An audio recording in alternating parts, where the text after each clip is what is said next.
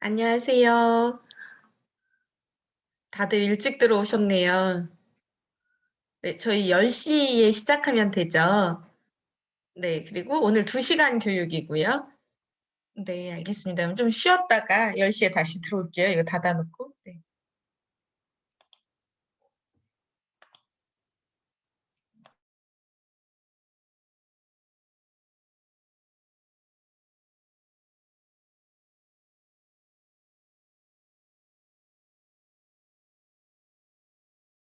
하고 음,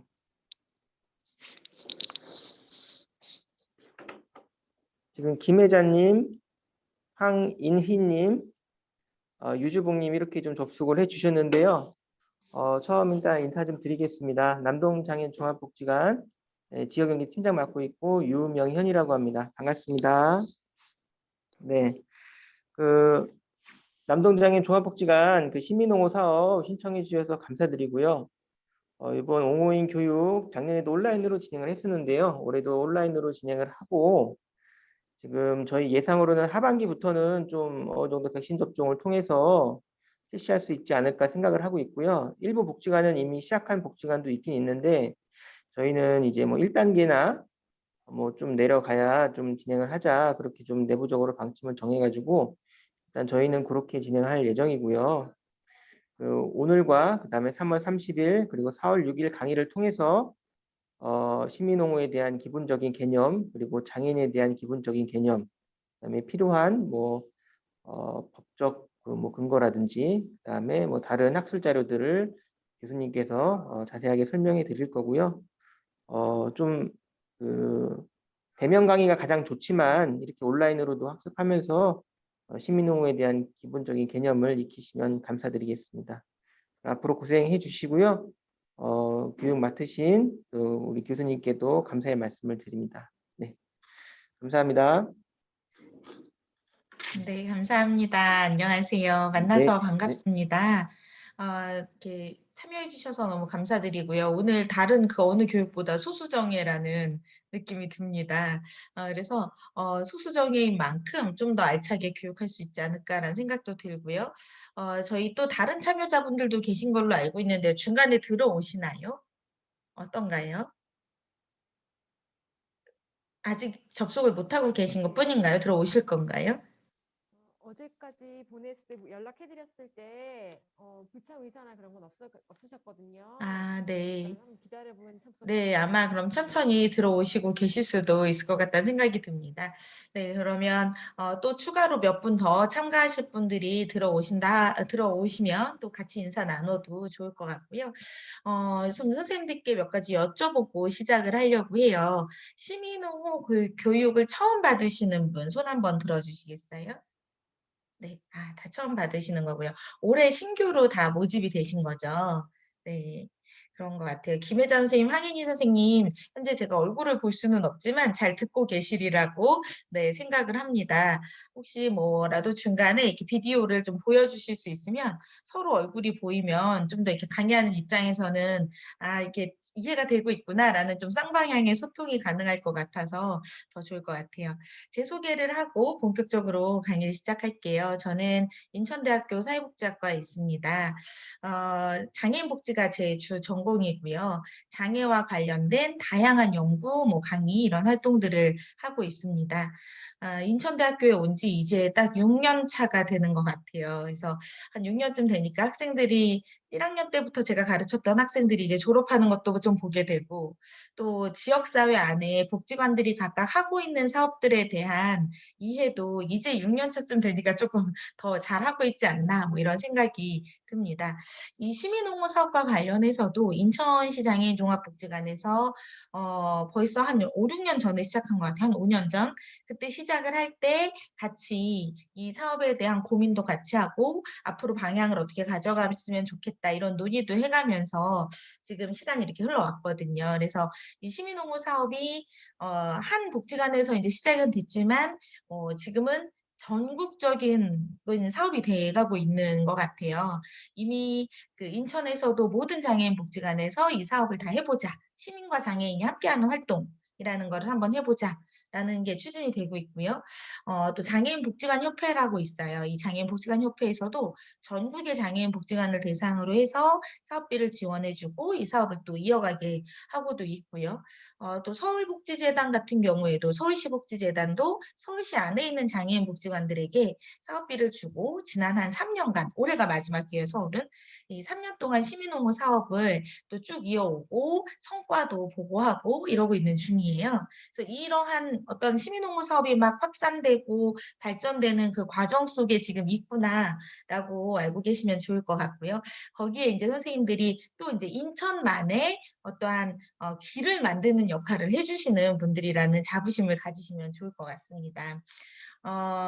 이 사업에 그래서 저도 좀 더 애정이 많이 있었던 것 같아요. 이게 예전에 시작할 때부터 좀 같이 했었고 여러 다른 기관들도 다 다르게 이 사업들을 이행하고 있는 걸 보면서 이렇게 좀 비교 평가가 되기도 하고요. 그리고 중간에 지금 선생님들은 이제 사업 아예 초창기 원년 멤버는 아니지만 이제 어느 정도 정착기에 접어든 것 같거든요. 전국에서의 흐름을 볼 때는. 물론 인천장애인복지관들은 이제 시작이긴 합니다. 왜냐하면 작년에 시작이 됐다고는 하더라도 사실상 거의 작년에 코로나 때문에 활동을 못 했거든요. 올해도 지금 코로나와 함께 이 사업을 어떻게 이어갈까 아마 복지관도 고민이 많이 있으실 텐데요. 뭐 서울 사례를 좀 말씀드리면 유일하게 코로나 상황에서도 사업이 유지될 수 있었던 게 시민옹호 사업이라고 해요. 도대체 이 사업이 뭐길래 왜 이거는 코로나 상황에서도 계속될 수 있었을까 궁금하시겠죠.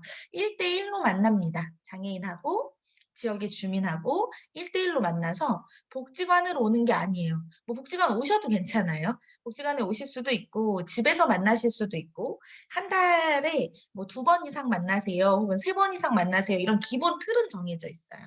그래서 그걸 이제 복지관에서 안내를 해주실 텐데요. 이렇게 뭐 한 달에 3번 만나세요. 뭐 2번 만나세요. 이런 룰이 있으면 거기에 맞춰서 두 분이 하고 싶은 활동을 하시면 돼요. 뭐 영화를 보러 갈 수도 있고 밥을 사 먹을 수도 있고 뭐 찻집을 갈 수도 있고 그냥 동네 산책을 할 수도 있어요. 산책도 되게 많이 하세요. 그냥 아니면 서로의 집에 초청을 해서 이야기를 나누는 활동을 하실 수도 있고요. 이 이름은 되게 시민옹호가 어려운 것 같지만 사실 1대1로 만나서 다양한 지역사회 활동을 한다라는 게 이 사업의 시작이자 전체입니다.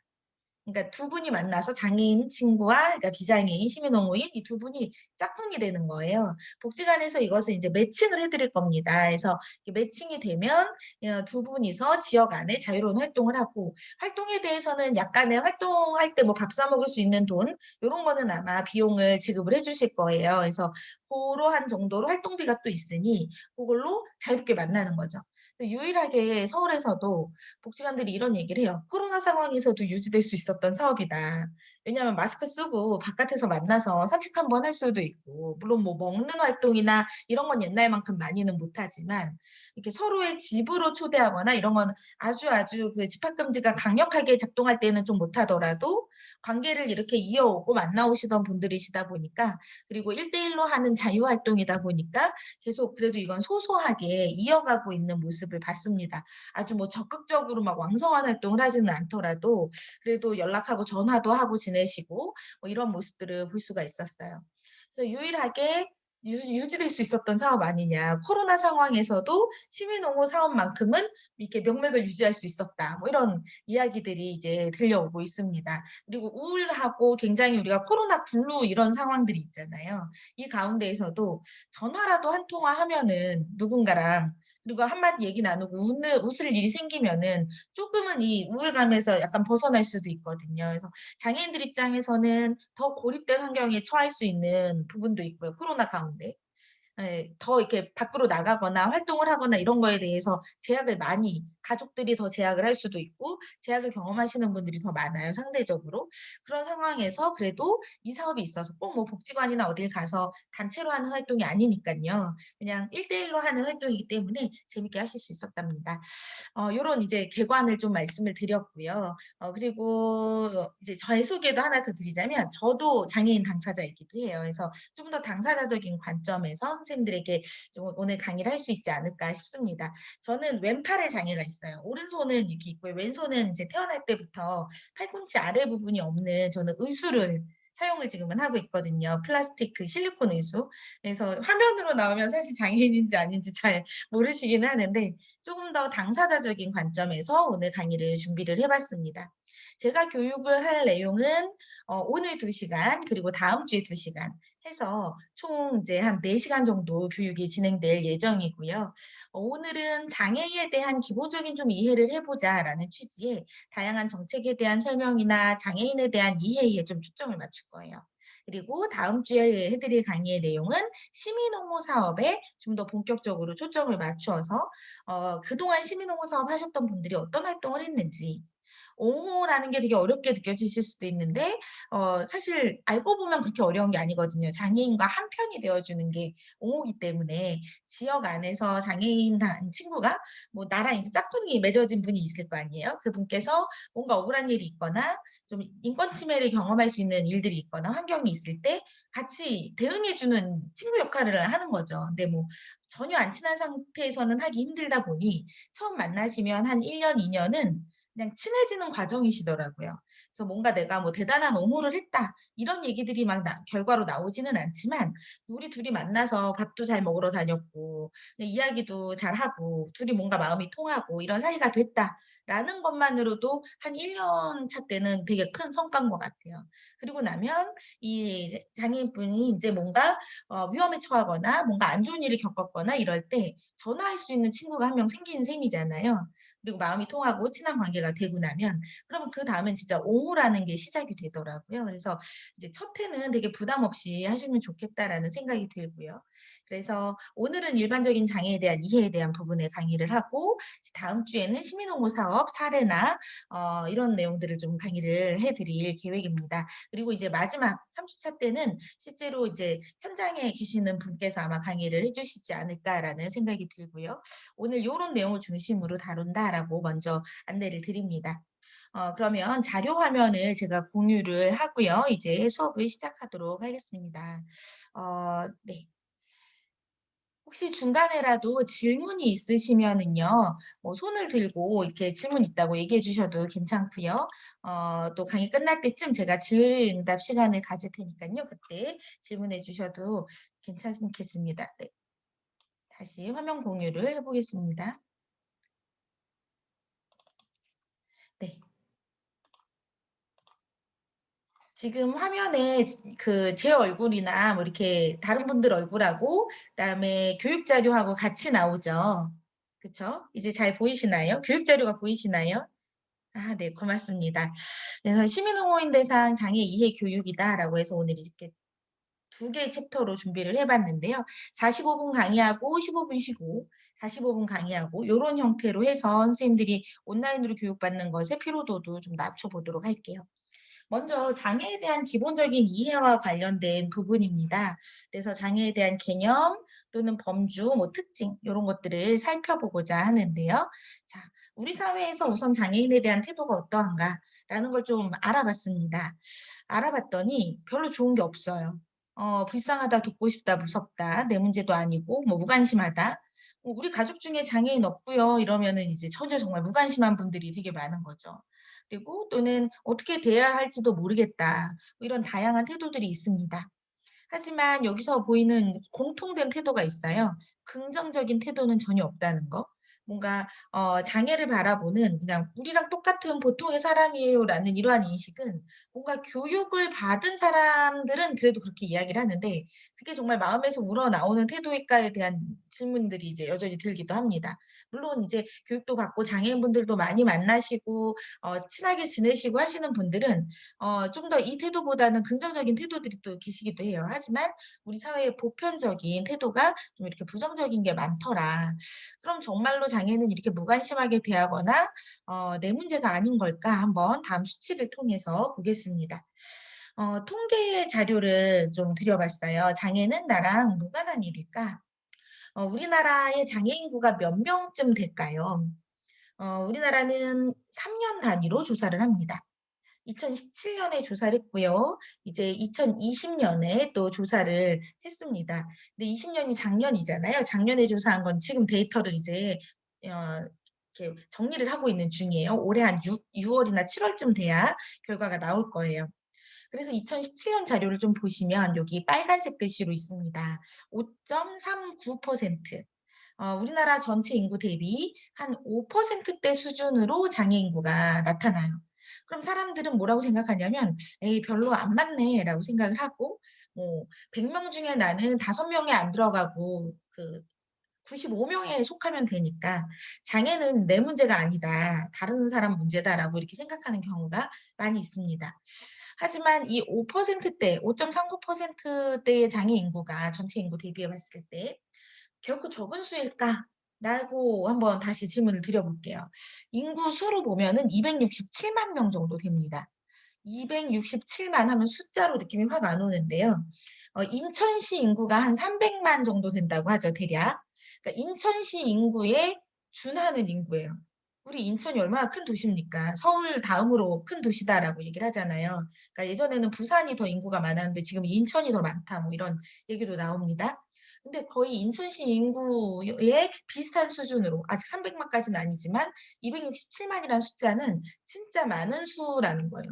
우리나라 전체 인구에서 5%대라 할지라도 정말로 많은 수다라고 보시면 되겠습니다.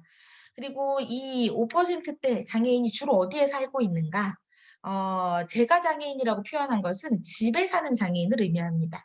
그리고 시설 장애인이라고 써놓은 거는 시설에 사는 장애인이에요. 장애인들의 거주지가 어딘가를 조사를 해보면 시설에 사시는 분들도 꽤 많다는 거죠. 8만 8천 명 정도가 시설에 살고 있습니다. 우리 인천에도 시설이 꽤 돼요. 장애인 거주 시설이 섬이나 아니면 산속 이런 데 많이 있거든요. 그러니까 서울 같은 경우에는 산이 많잖아요, 인천보다. 그러니까 서울에 있는 장애인 거주 시설들은 주로 막 산속에 있어요. 아니면 서울은 땅값이 비싸다 보니까 서울에 있는 장애인들을 위한 시설을 서울 바깥에 남양주, 양주, 뭐 이런 파주 이런 데다가 시설을 만들어 놓고 서울에서 운영을 하기도 해요. 그러니까 요런 독특한 형태의 이제 시설들도 있고, 그다음에 인천 같은 경우에는 섬이 많이 있잖아요. 섬에 장애인 시설이 꽤 되더라고요. 그래서 이 시설 거주 장애인 수도 꽤 많다. 그럼 시설에 사는 장애인은 다 이렇게 보이지 않는 산속이나 섬에 가서만 사느냐? 그렇진 않아요.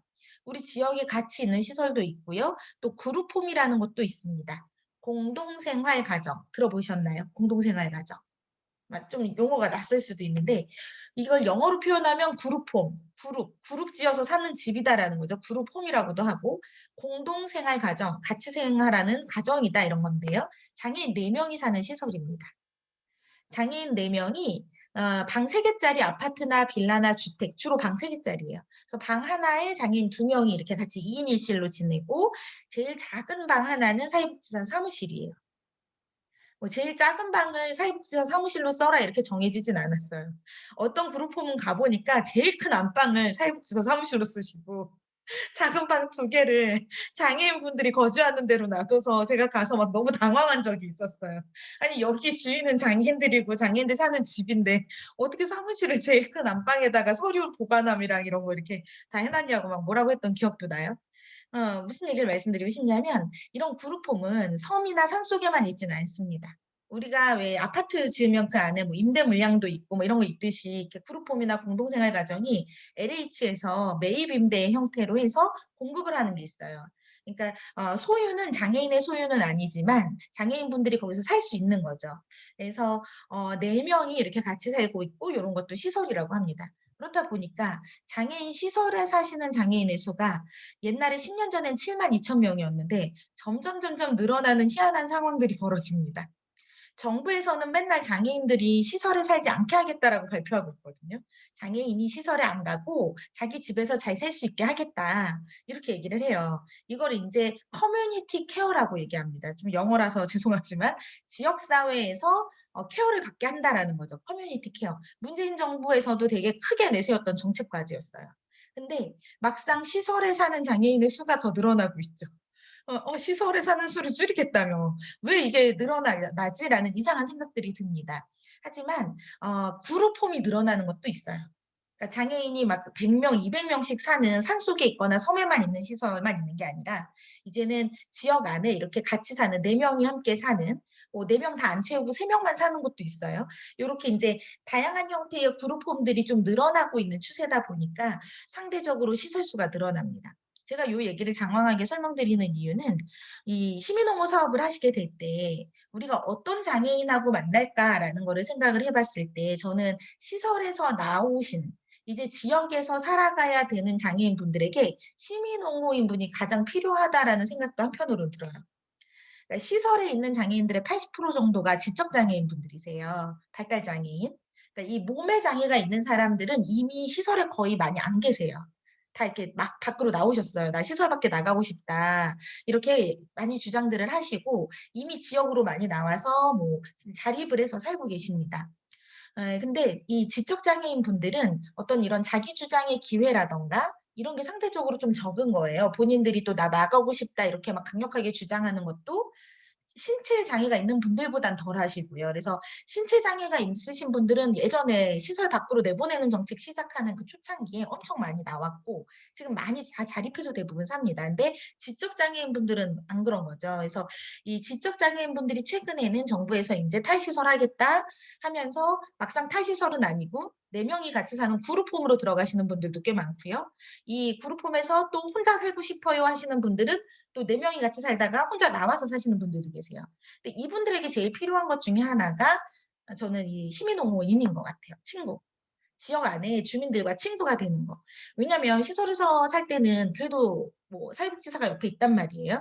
근데 지역으로 나오면 24시간 항상 옆에 지원 인력이 있는 것도 아니고요. 자립해서 이제 본인이 살아가야 되는데 자립해서 살려다 보면 처리해야 되는 일이 되게 많아요. 은행 업무, 뭐 또는 그 뭔가 통장을 개설하는 그런 작은 은행 업무부터 지역에서 물품을 구매하는 일들, 또는 이상한 낯선 사기꾼이 접근해 올 때 진짜 대응해야 되는 뭐 그런 것들 이런 게 되게 많은데 시설에만 계시다가 이렇게 지역으로 나오신 분들은 이 준비가 많이 안 돼 계신 경우가 많아요. 그래서 주변에 나쁜 사람들이 접근하지 않도록 저는 좋은 친구가 많이 만들어졌으면 좋겠어요. 그래서 만약에 이 남동장애인복지관에서도 연결할 수 있다면 시설 밖으로 이렇게 나오신 공동생활 가정이 있든 아니면 혼자 자립을 하셨든 이분들도 꼭 발굴을 하셔서 이분들에게는 시민옹호인 1명만 연결할 게 아니라 한 3명쯤 연결해 주세요. 많이. 많이 이렇게 작년에 교육받으신 분들까지 해서 많이 연결해 주세요. 그러면 4명이 같이 만날 수도 있겠죠. 옹호인 3명하고 장애인분하고 이렇게 4이 같이 만날 수도 있고요. 때로는 1대1로 만날 수도 있겠죠. 원래 이 시민옹호 사업은 장애인과 비장애인이 같이 1대1로 만나서 하고 싶은 거 하는 거잖아요. 그러니까 시설에서 못했던 것들을 밖에 나와서 이제 살게 됐으니 같이 해보고 싶은 활동을 1대1로 뭐 쇼핑을 갈 수도 있고 뭐 뭔가 산책을 할 수도 있고 뭐 그동안 안 가본 새로운 데를 갈 수도 있고요. 이런 활동들도 하는 복지관을 많이 봤습니다. 그래서 지금 요 통계에서는 시설과 재가가 이렇게 나뉘어서 장애 인구를 얘기를 해주고 있기도 하지만 이왕이면 이제 시민옹호 사업 참가자 분들이시니까 이런 것도 좀 알아두시고 나도 탈시설한 장애인이 있다면 탈시설이라고 하거든요. 시설에서 나오는 걸. 그래서 탈시설이라는 어감이 조금 부정적이긴 합니다만 이분들하고도 연계가 돼도 좋을 것 같아요. 실제로 서울에서는 탈시설 장애인들에게 시민옹호인 분들을 많이 연결을 해드렸대요. 그래서 너무 정말 관계가 돈독해져가지고 어떤 사례도 있었냐면 이제 김장도 해먹고 살고 집에서 밥 반찬 이런 거 다 해먹고 살아야 되잖아요. 시설에서 나왔으니까. 이런 걸 옹호인 분들이 가서 같이 반찬 만드는 것도 알려주고 김장도 막 모여서 같이 하고 그러니까 시민 옹호인 분들하고 그냥 지역의 한 주민으로 어떤 그냥 아는 친구로 이렇게 관계를 딱 잘 맺어가시는 분들도 꽤 계시더라고요. 그래서 시설 밖으로 나오는 분들에게 꼭 필요하다 이런 얘기도 말씀을 드립니다. 자, 넘어가서 볼게요. 다시 요 핵심 내용으로 돌아와 보겠습니다. 우리나라의 장애 인구가 아까 5%대라고 했는데 그러면은 이 전체 장애 인구의 나이는 어떨까? 자, 연령층을 볼게요. 65세 이상 인구가 46%예요. 2017년 기준으로. 자, 우리나라 전체 장애 인구의 절반 가까이가 노인이란 거죠. 46.6%라는 건 진짜 노인이 많다는 거죠. 이미 대한민국 장애인의 절반은 노인이에요. 자, 시민옹호 사업에 또 누구를 대상으로 할 건가와 관련해서 여기서 또 말씀을 드리자면 저는 노인 장애인 분들도 많이 이 사업에 들어오셨으면 좋겠어요. 그래서 복지관에서 발굴해 주셨으면 좋겠어요. 왜냐하면 선생님들 복지관에 지금 많이 이제 봉사도 하러 오시고 아마 여러 접해볼 기회가 있으셨겠지만 장애인 복지관에 와서 보는 장애인들은요. 노인 장애인이 많던가요? 아니면 젊은 장애인이 많던가요? 20대 장애인 되게 많죠. 20, 30대 젊은 장애인 청년들. 아마 오다 가다 좀 보셨을 거고 또 물론 고령분들도 보셨을 거예요.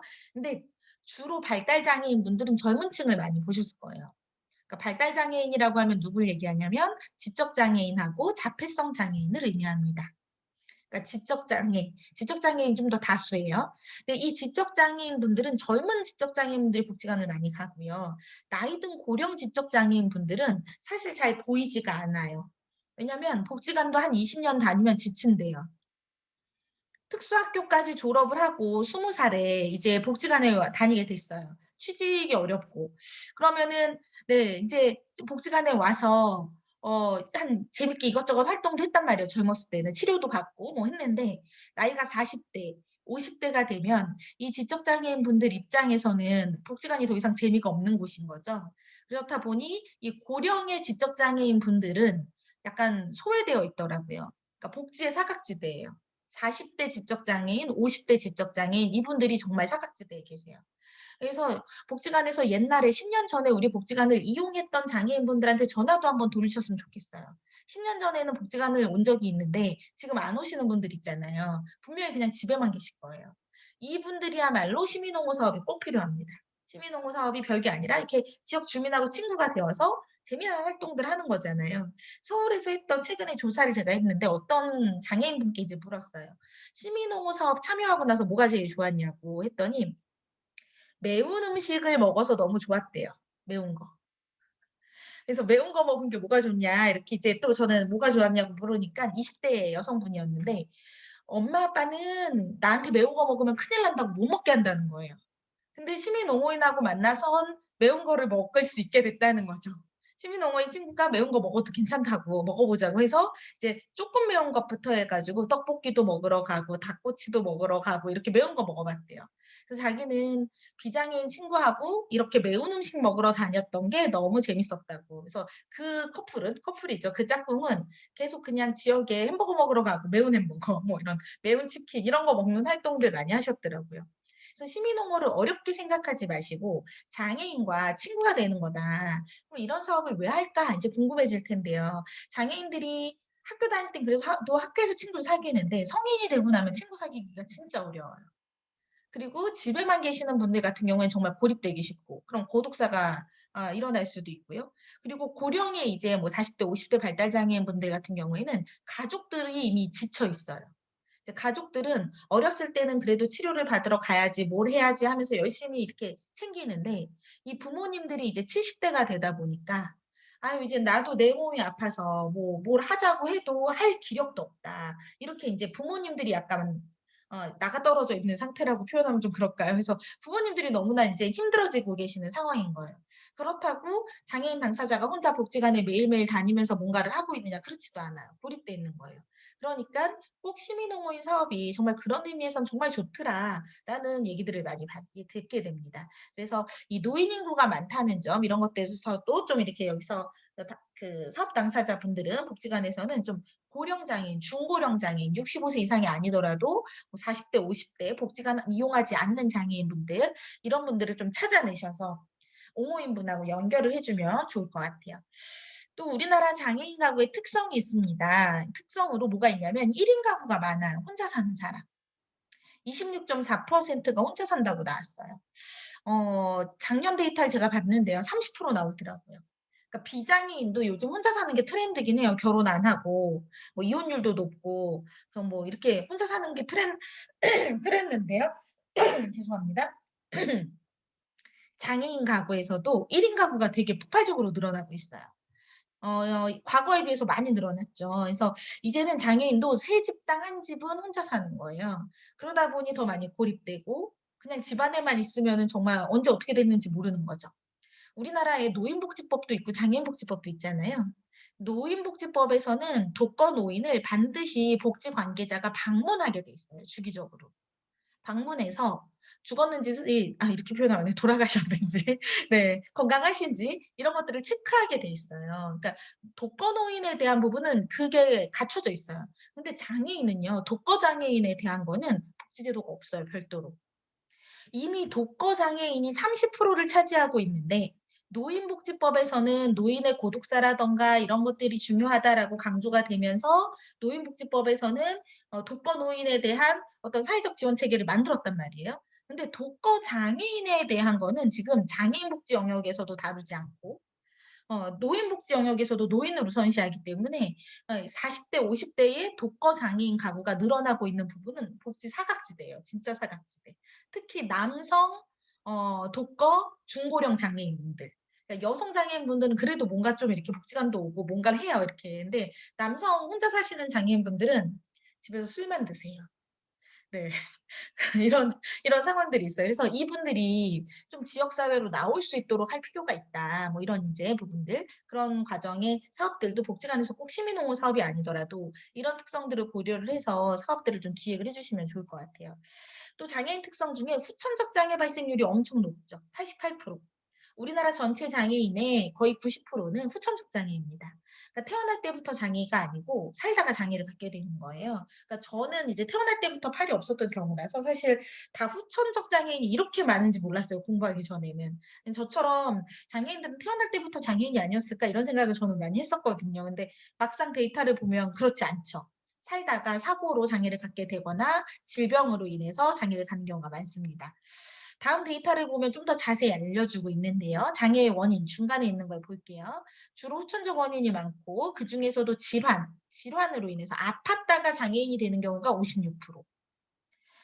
사고로 인해서 장애인이 되는 경우가 32%. 예를 들면 이제 저는 왼팔이 없어서 절단 장애로 분류가 됩니다, 장애를 구분할 때. 근데 당뇨병을 앓고 계시다가 손발이 인제 약간 이렇게 썩게 되면서 절단하시는 분들도 계시거든요. 그런 분들은 이제 당뇨라는 질병이 이제 신체 장애로 이어진 경우겠죠. 이런 것처럼 질환으로 인한 것도 있고요. 또는 코로나 바이러스처럼 바이러스성 감염으로 인해서 뭐 하반신 마비라든가 이렇게 마비 증상이 오시는 분들도 계시더라고요. 저도 휠체어 타시는 분들은 다 교통사고나 이런 사고 때문이라고 생각을 했는데 그렇지 않더라고요. 이게 바이러스성 알 수 없는 이유로 병원에서는 그냥 "감염이다."라고만 얘기를 해서 이 하반신 마비로 이렇게 또 휠체어 타시는 분도 계세요. 그 후천적 원인이 정말 많습니다, 질환. 그다음에 사고 비율도 있고요. 그래서 요렇게 장애인 인구가 대부분 살다가 갖게 되더라. 특히 인제 최근에는 노인이 되고 나서 장애인이 되는 분들도 많으세요. 60 세가 넘어가고 70 세가 넘어가면서 장애가 오는 거예요. 그 연예인 중에 송승환이라는 분 있잖아요. 연극도 많이 하고 난타 공연도 기획하고 평창 올림픽도 막 그 문화 축제 다 기획하셨던 분 송승환 아마 기억하실 거예요. 그분이 최근에 지금은 노인이신데 그분이 아마 60 대일 것 같아요. 그분이 시각장애인이 되셨다 하더라고요. 아예 인제 안 보인다고. 서서히 안 보이기 시작을 하다가 이제 아예 안 보이는데 대본은 전부 다 그냥 옆에서 인제 컴퓨터가 요즘에는 대본 같은 거 다 읽어 주니깐요. 그 프로그램 이용해서 읽어 주는 걸로 자기가 다 기억을 하고 외운다고. 그러니까 시각장애인이 되시니까 점자를 배워야 될 것 같은데 나이 60 대, 70 대에 점자 배우기가 쉽겠어요? 이게 손가락으로 느껴지는 것도 어렵고 뭔가 새로운 걸 익히는 건 너무 어렵죠. 그래서 이분은 이제 영화 대본이나 뭐 이런 거 연극 대본은 지금도 연극을 하시더라고요. 다 이렇게 컴퓨터 프로그램 이용해서 자기 다 외우고 있고 연극 무대에도 지금도 서고 있다. 이런 얘기를 이제 신문 기사에서 봤습니다. 그래서 이렇게 노인이 되면서 또 장애를 경험하는 분들도 꽤 많이 늘어나고 있다라고 보시면 될 것 같아요. 그래서 이제 인구를 보면 장애인들에게서 노인층이 정말 많고 65세 이상이 아까 절반, 그리고 50 에서 64세 사이도 봤더니 30% 예요. 이게 굉장히 의미가 크죠.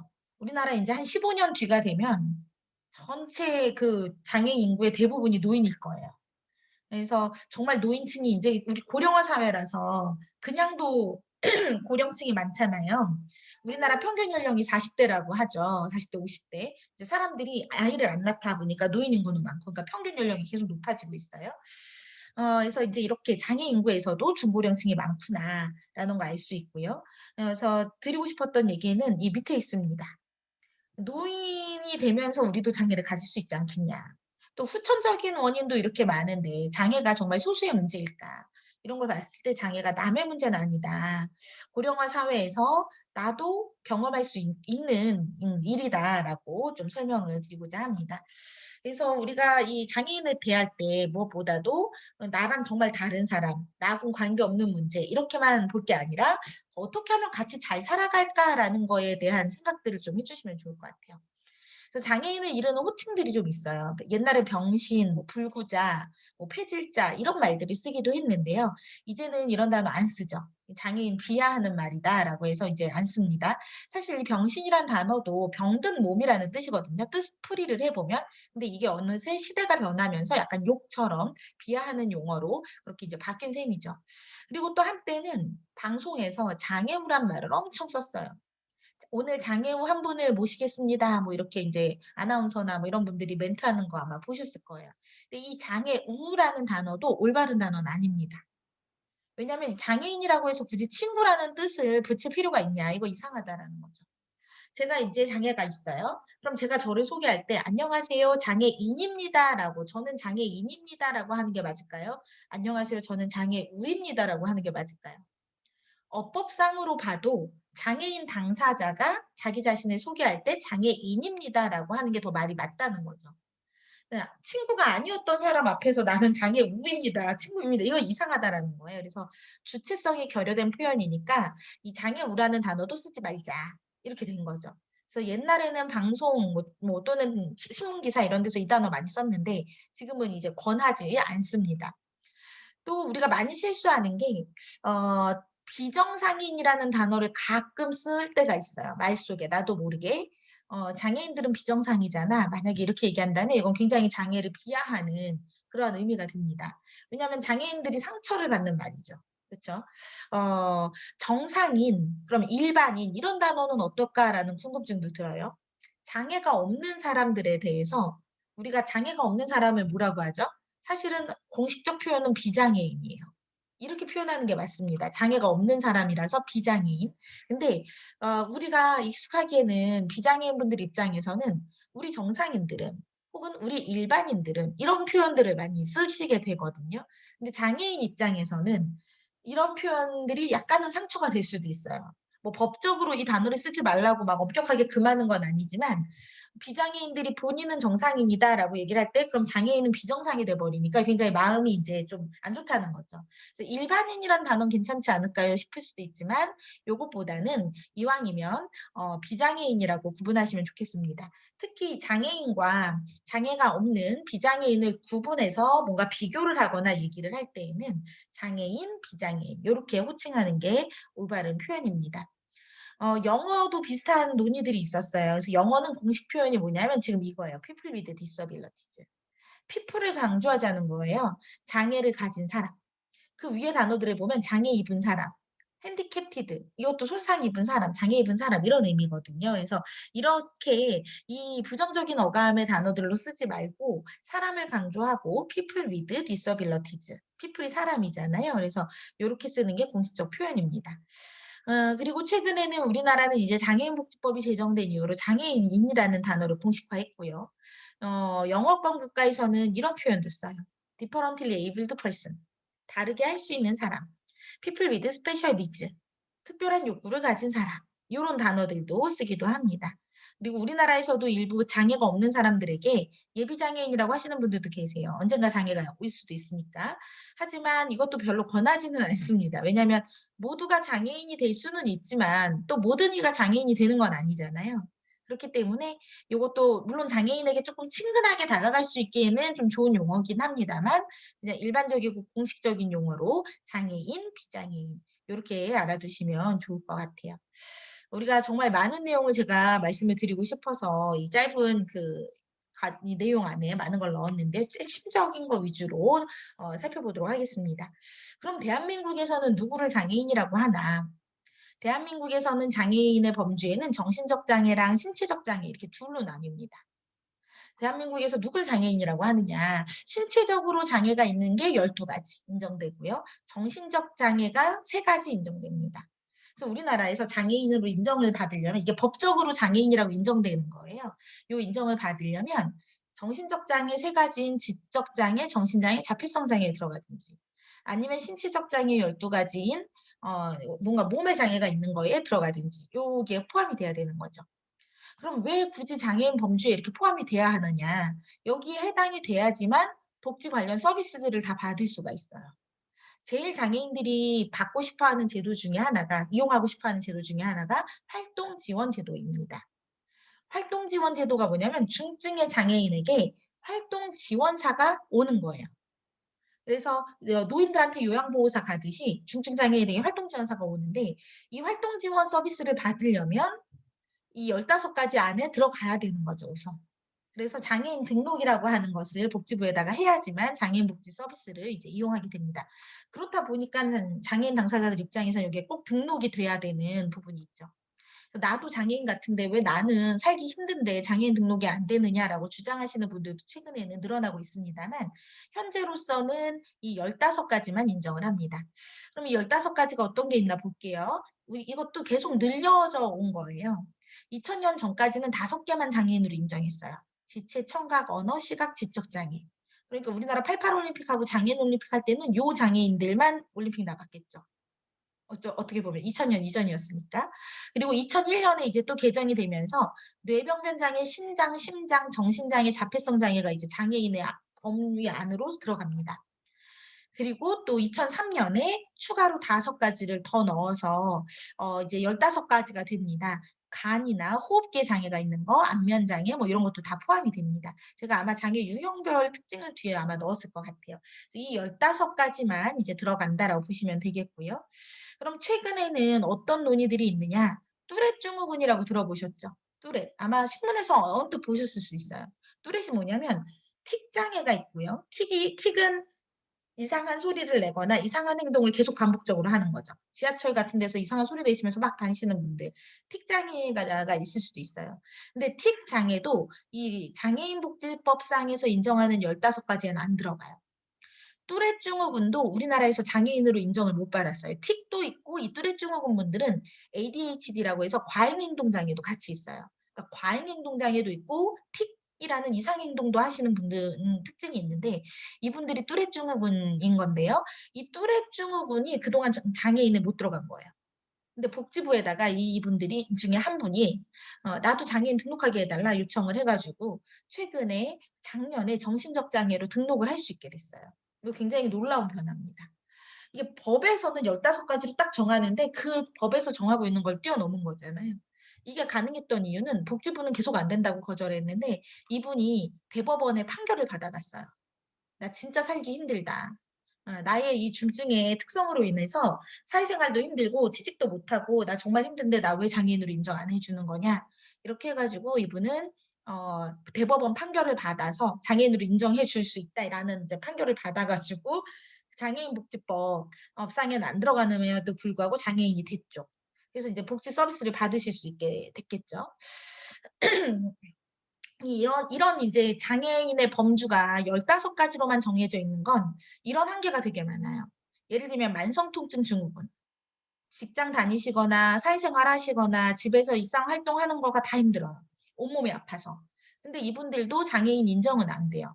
그러다 보니까 이분들도 나도 가족에게 너무 짐이 되고 있는데 나도 가족에게 짐이 되고 싶지 않다. 예를 들면 장애인 연금도 받고 싶고 장애인 등록을 하면은 제일 좋은 2가지 제도가 활동 지원하고 연금이거든요. 그러니까 장애인 연금은 만 18세 이상인 장애인에게 한 달에 30만 원 정도 나옵니다. 근데 이거는 노인 기초연금처럼 그러니까 주는 거예요.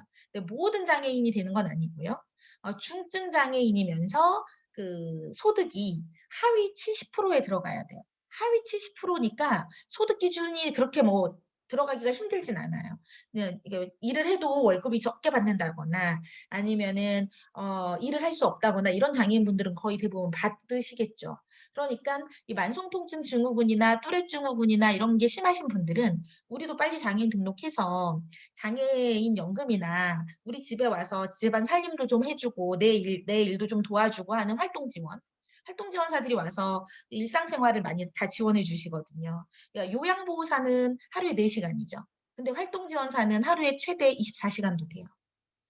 인천도 24시간 받으시는 분도 있어요. 혼자 사는 장애인이고 활동지원사 3명이 계속 3교대로 들어오는 거죠. 그런 것처럼 활동 지원 제도가 장애인들에겐 너무 좋은 제도이기 때문에 일부 만성통증 증후군, 뚜렛 증후군 이런 거 있으신 분들은 "나도 빨리 장애인 범주에 넣어 달라." 이런 요청을 많이 하십니다. 근데 아직 못 들어오고 있죠.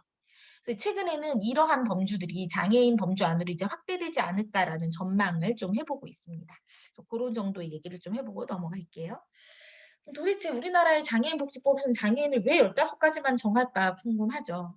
네, 법에서 이렇게 정합니다. 뭐라고 정하냐면 장애인이란 신체적, 정신적 장애로 일상생활, 사회생활에서 제약을 받는 자고 법에서 딱 신체적 장애랑 정신적 장애의 종류를 정하고 있어요.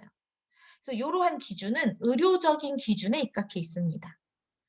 누가 판정하느냐? 의사가 판정하는 거죠. 의사가 이 사람이 신체적으로 팔이 있는지 없는지, 다리가 있는지 없는지, 귀가 안 들리는지, 눈이 안 보이는지 이런 것들을 중심으로 해서 의료적 기준으로 정합니다.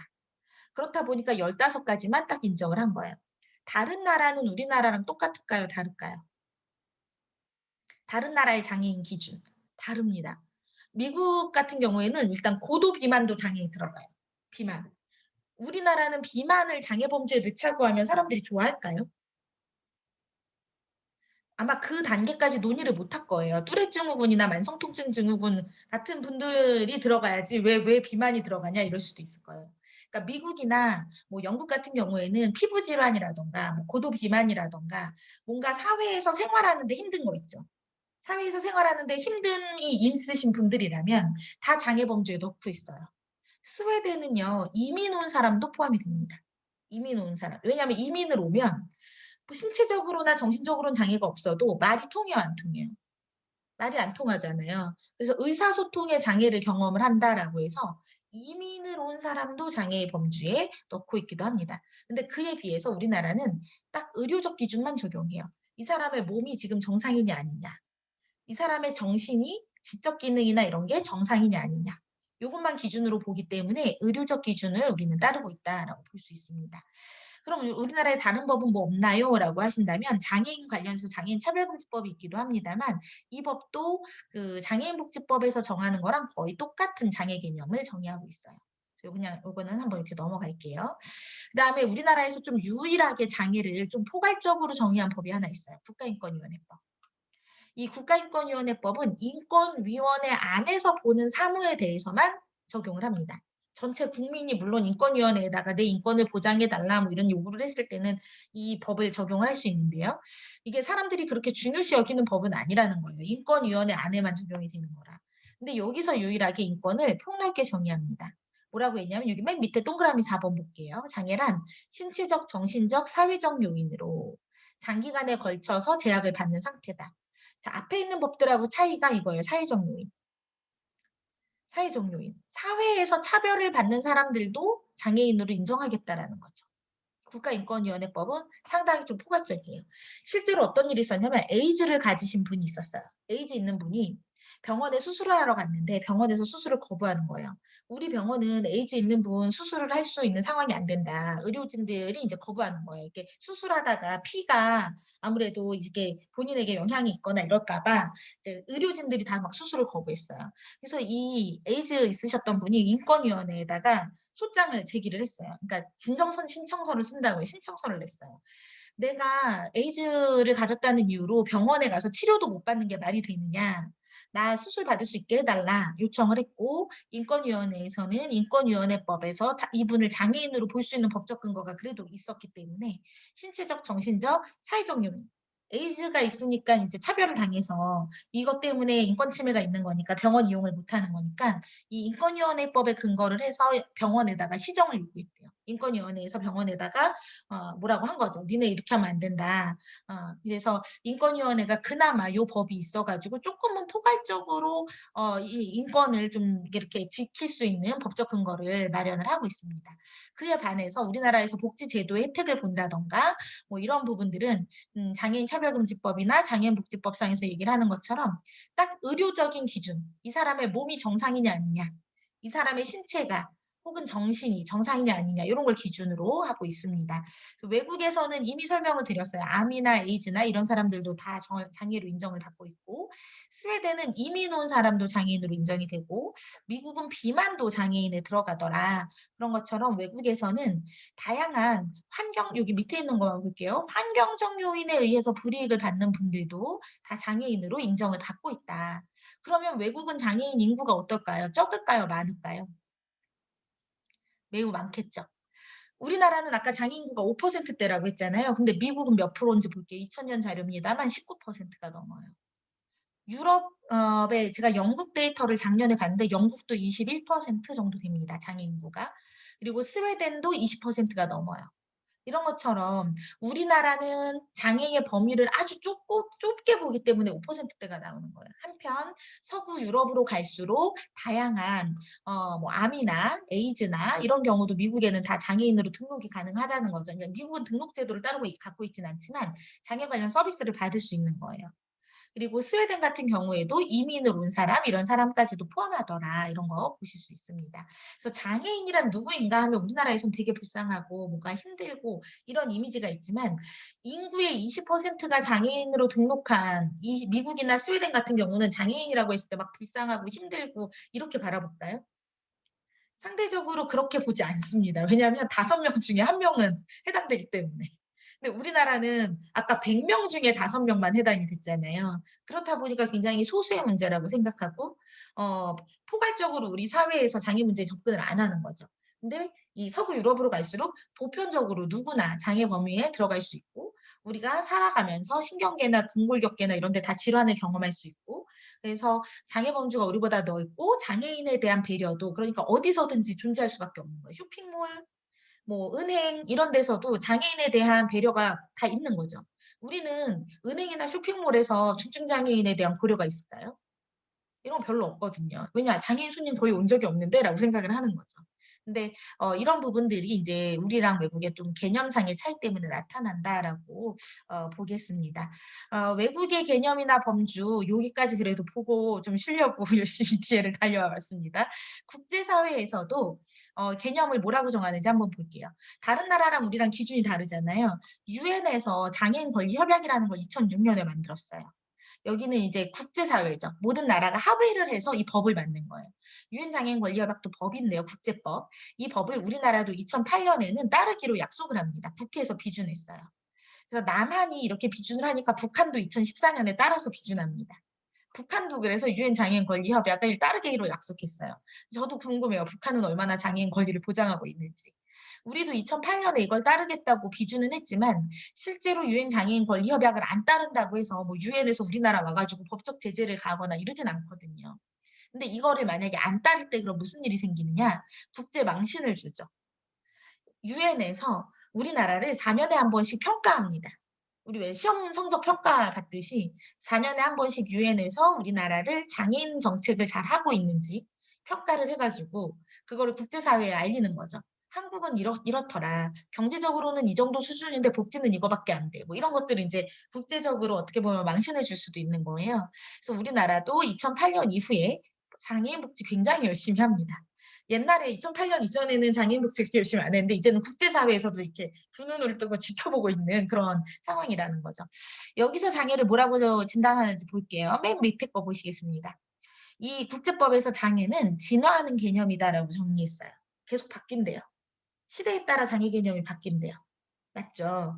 우리 옛날에는 안경 쓰는 사람도 굉장히 낯설게 봤잖아요. 근데 지금 안경 쓰는 거 되게 자연스럽게 보죠. 그것처럼 장애는 시대에 따라서도 다르고 나라마다도 다르다라고 인정합니다. 우리나라가 구한말 자료를 보니까요. 조선시대 후기 구한말 때 보니까 혼혈인들도 장애인이었어요. 혼혈.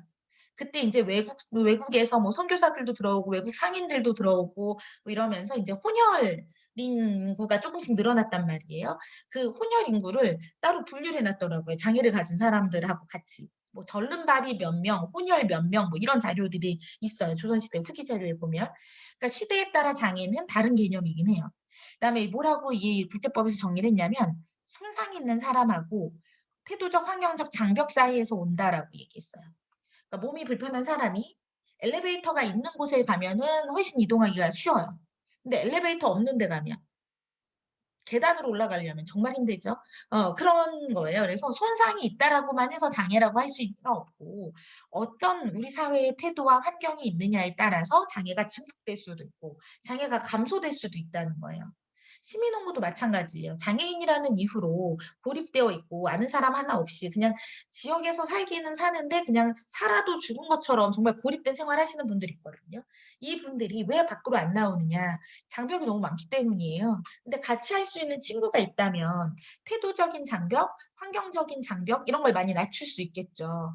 그래서 정말 어떻게 보면 장애의 문제를 해결할 수 있는 좋은 사업이 시민홍구 사업이 아닐까라는 생각도 듭니다. 생각해 보기는 각자 읽어보시는 걸로 하고요. 좀 쉬었다가 11시 10분에 다시 뵙겠습니다. 15분 정도 쉴게요. 네, 11시 10분에 만나도록 하겠습니다.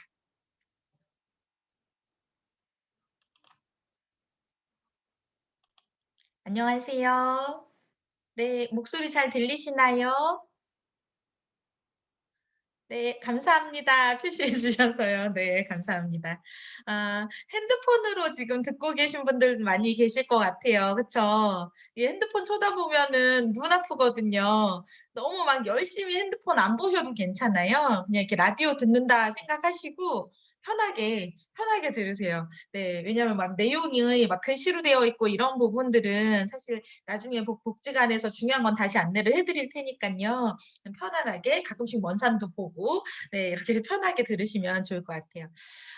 우리가 좀 쉬는 시간을 가졌고요. 이제 다음 내용을 이어서 보도록 하겠습니다. 다시 자료 화면을 좀 공유를 해 볼게요.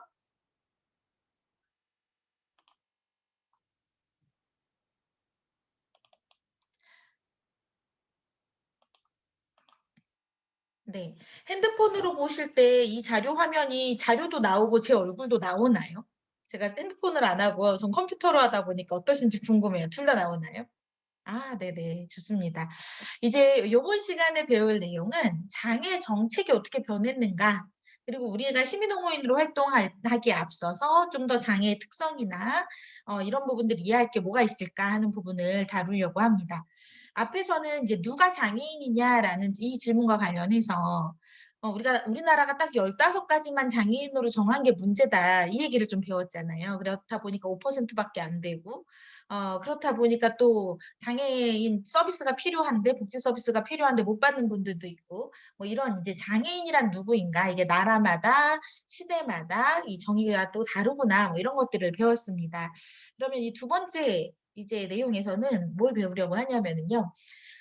그래도 장애 정책이라고 하는 거는 바뀌었을 거 아니에요. 옛날에 나라에서 장애인들한테 뭔가 했던 거하고 지금 장애인들한테 복지 정책 하는 거는 많이 차이가 있죠. 옛날엔 장애인들이 "죽고 싶다."는 얘기를 참 많이 했어요.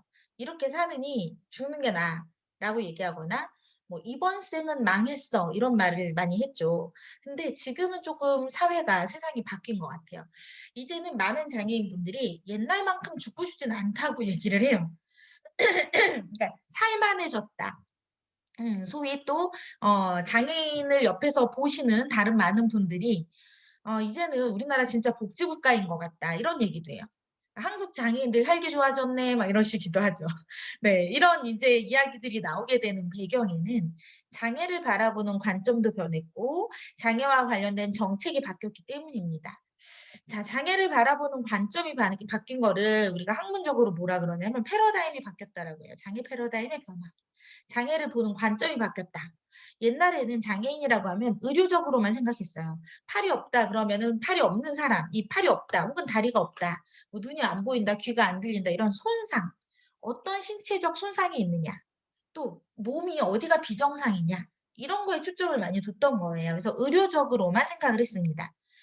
그러니깐 장애인이 한 명 있으면 빨리 뭘 해야 될까요? 병원에 가야 되고 치료를 받아야 되고 약을 먹어야 되고 수술을 받아야 되고 이런 게 되게 강조됐던 거예요. 물론 지금도 이게 중요합니다. 재활병원 가 보면 많은 장애인분들이 치료를 받고 있어요. 근데 옛날에는 이것만 강조를 하다 보니까 장애인들은 평생 병원만 다니다가 다른 걸 못 해요. 병원만 다니는 거야 맨날. 그래서 '이런 접근은 이제 하지 말자. 이제 좀 바꾸자.'라고 해서 바뀐 게 사회적 개념으로 장애 개념이 이제 바뀌어 갑니다. 누가 장애인이냐 이런 질문을 해도 이 의료적 기준에서는 우리나라는 아직 2단계에 있죠. 의료적 기준의 단계.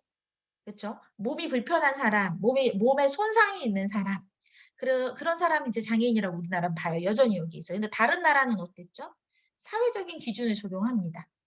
몸이 불편한 것만 보지는 않고요. 이 사회에서 어떻게 대하느냐. 비만이다라고 한다면 몸에 어떤 비정상적인 어떤 기능상의 문제 있는 건 아니지만 사회적으로 차별을 받고 활동하기 힘들다라고 해서 뭐 비만이나 암이나 다양한 범주가 들어왔잖아요. 그것처럼 이제는 사회적 개념이 많이 강조가 되고 있고요. 또한 뿐만 아니라 장애를 발생시키는 원인이 어디에 있냐 이런 질문을 던질 때 옛날에는 의료적으로만 그것도 생각을 했어요. 뭐 바이러스에 감염이 되어서 그래서 장애인이 되었다. 또는 사고를 당해서 장애인이 되었다. 이렇게 얘기를 했어요. 근데 지금은 이제 뭐라고 얘기하냐면 장애를 발생시키는 게 뭐냐. 이렇게 질문을 하면 엘리베이터가 없는 건물이 장애를 발생시키는 거죠. 엘리베이터가 없어요, 건물에. 엘리베이터가 없으면 휠체어 타고 이동하기가 힘들겠죠. 그렇죠? 그러면 장애의 발생 원인이 이 사람이 다리가 있냐 없냐가 중요할까요? 아니면 건물에 엘리베이터가 있냐 없냐가 중요할까요? 그러니까 이 건물이 엘리베이터가 있으면 문제가 안 된다는 거예요. 그래서 이 사회적 개념에서는 어디를 강조하냐면 세상이 빨리 바뀌어야 된다. 장애인이라고 해서 활동을 못하게 만드는 많은 문제들이 있다는 거예요. 엘리베이터가 없고 저상버스도 없고 뭐 장애인 콜택시도 부르면 막 안 오고 막 이런 상황들이 있다면 장애인들이 정말 살기 힘든 거죠. 장애인을 힘들게 만드는 건 사실은 사회다라는 거에 초점을 두는 게 사회적 개념입니다. 그래서 요걸 정리를 해보자면 과거에는 장애인이 문제라고 생각했어요. 장애인 사람. 이 몸이 문제다. 몸을 바꾸자. 그래서 수술 받아야 되고 약 먹어야 되고 이걸 강조했는데 지금은 사회가 문제다라는 걸로 바뀐 거예요. 장애 사회. 이 사회가 장애를 가지고 있다. 장애 사회다라는 거예요. 엘리베이터도 부족하고 뭐 장애인 화장실 부족하고 예를 들면 편의시설 또는 어떤 식당에 갔는데 이건 하나의 예예요. 식당에 갔는데 식당 주인이 장애인들한테 들어오지 말라고 하는 거예요. 이런 건 되게 심각한 장애 차별이죠. 그렇죠? 저도 많이 목격하기도 했고 저보고 뭐 식당에 들어오지 말라고 한 적은 없었지만 돈을 받아본 적은 있어요. 많은 장애인들이 돈을 받아본 적이 있다고 얘기해요. 밥 먹으러 어느 식당에 갔는데 식당에서 다른 식당 가라고 하면서 돈을 몇천 원 쥐어주는 거예요. 그러니까 우리 식당에 당신이 들어오면은 사람들이 싫어한다 뭐 이런 거죠. 식당 주인들이 이런 관점을 가져요. 그러면 여기서 장애인은 과연 누구냐라는 질문을 던지는 거예요. 장애를 발생시킨 게 누구냐. 이 사람이 밥을 먹으러 갔는데 내 돈 주고 밥 먹으러 갔는데 장애인이라는 이유로 못 들어오게 한다? 그 장애인을 못 들어오게 하는 그 식당이 사실은 문제를 발생시킨 거죠. 이런 게 이제 사회에 문제가 있다라고 보는 겁니다. 그래서 앞으로는 우리가 정책의 방향을 어떻게 잡고 가냐면 환경이 어떻게 개인의 참여랑 활동을 보장할 건가. 우리 사회 환경, 아까 식당 주인도 생각이 바뀌어야겠죠. 건물에도 장애인들이 다니기 좋게 엘리베이터라든가 이런 접근성을 다 마련해 줘야겠죠. 그런 것처럼 이 사회가 이제 바뀌어야 된다. 이런 걸 강조합니다. 그래서 이런 걸 장애 패러다임의 변화다라고 얘기를 하고요. 여기 제가 글씨를 너무 많이 적어놔서 자세히 보지 마시고 그냥 들으세요. 그래서 이 과거에는 치료 중심으로 접근을 했기 때문에 의료 전문가들의 힘이 되게 컸어요. 의사들의 힘이 컸고 의사가 장애인들에게 이런 치료 받아라, 이 약을 먹어라, 뭐 시설에 가라, 뭐 이런 것들을 막 결정을 했다면 이제는 기준이 바뀌었어요. 장애를 장애로 만드는 건 이 사회다라는 거예요. 그래서 이 사회를 강조하기 시작을 하면서 이제는 바뀌어야 되는 게 사람들의 생각을 바꿔야 된다. 즉 장애인을 힘들게 하는 건 우리의 편견이었다. 아니면 우리가 했던 어떤 많은 차별적인 행동들이었다. 이런 것들이 장애인을 힘들게 한 거 아니냐. 장애인 자체가 문제가 있는 건 아니다. 그래서 요런 걸 바꿔보자는 게 이 사회적 모델이에요. 그래서 이 사회적 관점에서는 편견과 차별을 바꾸는 그런 것들을 강조를 하고요. 도시 환경을 바꾸는 것도 많이 강조를 합니다. 그러니까 장애라고 하는 문제를 해결하는 거에 있어서 옛날에는 의사들이 치료하는 거 중심이었다면 지금은 사회가 바뀌어 나가는 거를 강조하는 거예요. 그래서 국가 정책이 옛날에는 장애인 복지 정책 만들 때 잠시 얼굴을 좀 뵐게요. 선생님들 얼굴. 네. 좀 요 얘기를 같이 해 보고 싶었어요. 옛날에는 국가 정책에서 이 장애 정책 같은 거 만들 때 활동 지원 제도, 활동 지원사 파견해 주고 이런 거 있었나요? 없었나요? 없었어요, 옛날에는. 지금 활동 지원사 아시는 분? 활동 지원사라는 제도를 난 알고 있다. 뭐 네, 많이 알고 계시죠? 감사합니다. 네, 이 활동지원사는 아까도 잠시 말씀드렸는데 중증 장애인에게 노인에게 요양보호사가 가듯이 장애인에게는 활동지원사가 오는 거예요. 저희 인천대학교에도 중증장애 학생이 지금 40명 정도 다니고 있어요. 그러니까 거의 이렇게 팔을 들기 힘들거나 혼자서 활동을 하긴 되게 힘든 중증의 학생들이에요. 근데 이 학생들이 학교를 되게 잘 다녀요. 어떻게 잘 다니느냐? 활동지원사가 있으니까. 아침에 학교 올 때 활동지원사랑 같이 옵니다. 수업 들어갈 때 활동지원사의 도움이 필요하면은 수업에 같이 들어가기도 하고요. 아니면 활동지원사분들은 따로 밖에서 대기하시기도 하고요.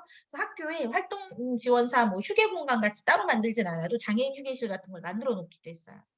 이제 대학도 변하기 시작을 하는 거예요. 중증의 학생들이 들어오는 거죠. 올해 저희 인천대학교의 중어중문학과에는 자폐성 장애인도 들어왔어요. 지적 장애인도 들어왔어요. 이제 예전에는 대학교에 신체 장애가 있는 학생들만 또 입학을 시켰거든요. 인지 능력, 지적 기능에는 제약이 없어야 된다 해서. 근데 지금은 지적 장애인들도 별도의 시험을 치러서 대학에 진학을 하고 있기도 해요. 그래서 이런 것처럼 옛날보다는 정말 이제는 장애 통합적인 사회로 가고 있어요. 근데 이런 것들이 가능해진 이유가 장애의 문제를 치료로만 의사들이 해결하는 문제로 접근하지 않는 거예요. 이제는 사회가 바뀌어보자. 정책들을 좀 더 장애인들이 학교도 다니고 직장 생활도 하고 동네에서 친구들하고도 만나고 이렇게 재미지게 지내게 해보자. 이런 것들을 강조하는 추세로 바뀌는 거죠. 자, 저희 학교에 또 학생 제가 자주 만나는 학생 중에 한 학생은 뇌병변 중증 장애인이에요. 저희 박사과정 학생으로 있습니다. 뇌병변 중증 장애인은 어떤 특징이 있냐면 근육이 많이 강직이 오고요. 굳어요. 딱딱하게 이제 근육 강직이 심해서 넘어져요. 쉽게. 그러니까 걷다가 혼자 걷기 많이 어려운 경우도 있고 걷다가 넘어지기도 하는데요. 이분은 항상 그래서 휠체어를 타고 다니세요. 이제 걷는 거 거의 불가능하시고 그리고 말씀을 하실 때에도 보통 다른 사람들이 잘 알아듣기가 좀 힘들어요. 왜냐하면 이 얼굴 근육이나 혀 근육에도 강직이 와서 발성이 또렷하게 안 되는 거예요. 그래서 뇌병변 장애인 분들이 사실 사회생활하기가 되게 힘듭니다. 지적 장애인들도 어려운 면이 있지만 뇌병변 장애인은 이제 그런 근육 강직으로 인해서 의사소통이 안 되거나 이 뭐 이동에 제약이 있거나 이런 어려움이 있죠.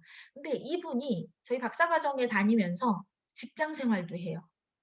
이 두 개가 다 가능해요. 놀랍죠. 저도 이분이 박사과정까지 온다고 할 때 아니 회사 다니는 것만 해도 힘든데 어떻게 오냐 했더니 사표 썼대요. 그래 가지고 저희 학교에 왔는데 1년 학교를 다니시다가 재택근무 형태로 취직할 수 있는 데가 생겨 가지고 또 취직을 하셨어요. 연구 관련 직종에 취직을 하셨어요. 그래서 회사도 다니고 학교도 다니고 이게 이제 다 가능한 거예요. 근데 이게 될 수 있는 건 옆에 활동 지원사가 있어서 그래요. 그래서 학교 올 때는 활동 지원사랑 같이 오고 옆에서 책장도 넘겨주고 컴퓨터 타이핑도 뭔가 이렇게 좀 보조해 줄 수 있는 거 하게 되고 이런 역할들을 도와주고 있고요. 또 회사 갈 때는 누가 도와주냐면 근로지원인이 도와준대요. 우리나라의 근로지원인 제도라고 혹시 들어보셨나요? 이거 잘 모르세요, 사람들이. 선생님 아시는군요. 근로지원인 제도가 있어요. 이거는 고용노동부 예산으로 하는 거예요. 활동지원사는 복지부 예산으로 하는 거고. 그래서 고용노동부에서 취업을 한 장애인들에게 옆에 지원 인력을 제공을 하고 있어요. 그래서 장애인도 지역에서 회사에서 살아가고 일하게 하자. 이게 하나의 큰 정책의 트렌드예요. 그러니까 아까 장애인들이 섬에서도 막 산다고 했는데 이렇게 고립돼서 살지 않게 하자는 거죠. 지역으로 나오게 하고 있고요. 지역에 사는 장애인은 직장도 다니고 회사도 다니고. 그러면 직장이랑 회사만 다녀도 물론 하루가 바쁘긴 하지만 이제 장애인들에게도 되게 소중한 게 있잖아요. 친구 만드는 일. 이 친구 만드는 일을 해주는 게 저는 이 시민옹호 사업이라는 생각이 들어요. 그래서 중증의 장애인분들이 지역 안에서 뭔가 식당도 가서 또는 찻집도 가서 다양한 삶의 내용들을 이야기하는 게 시민옹호 사업이다 이렇게 보셔도 좋겠습니다.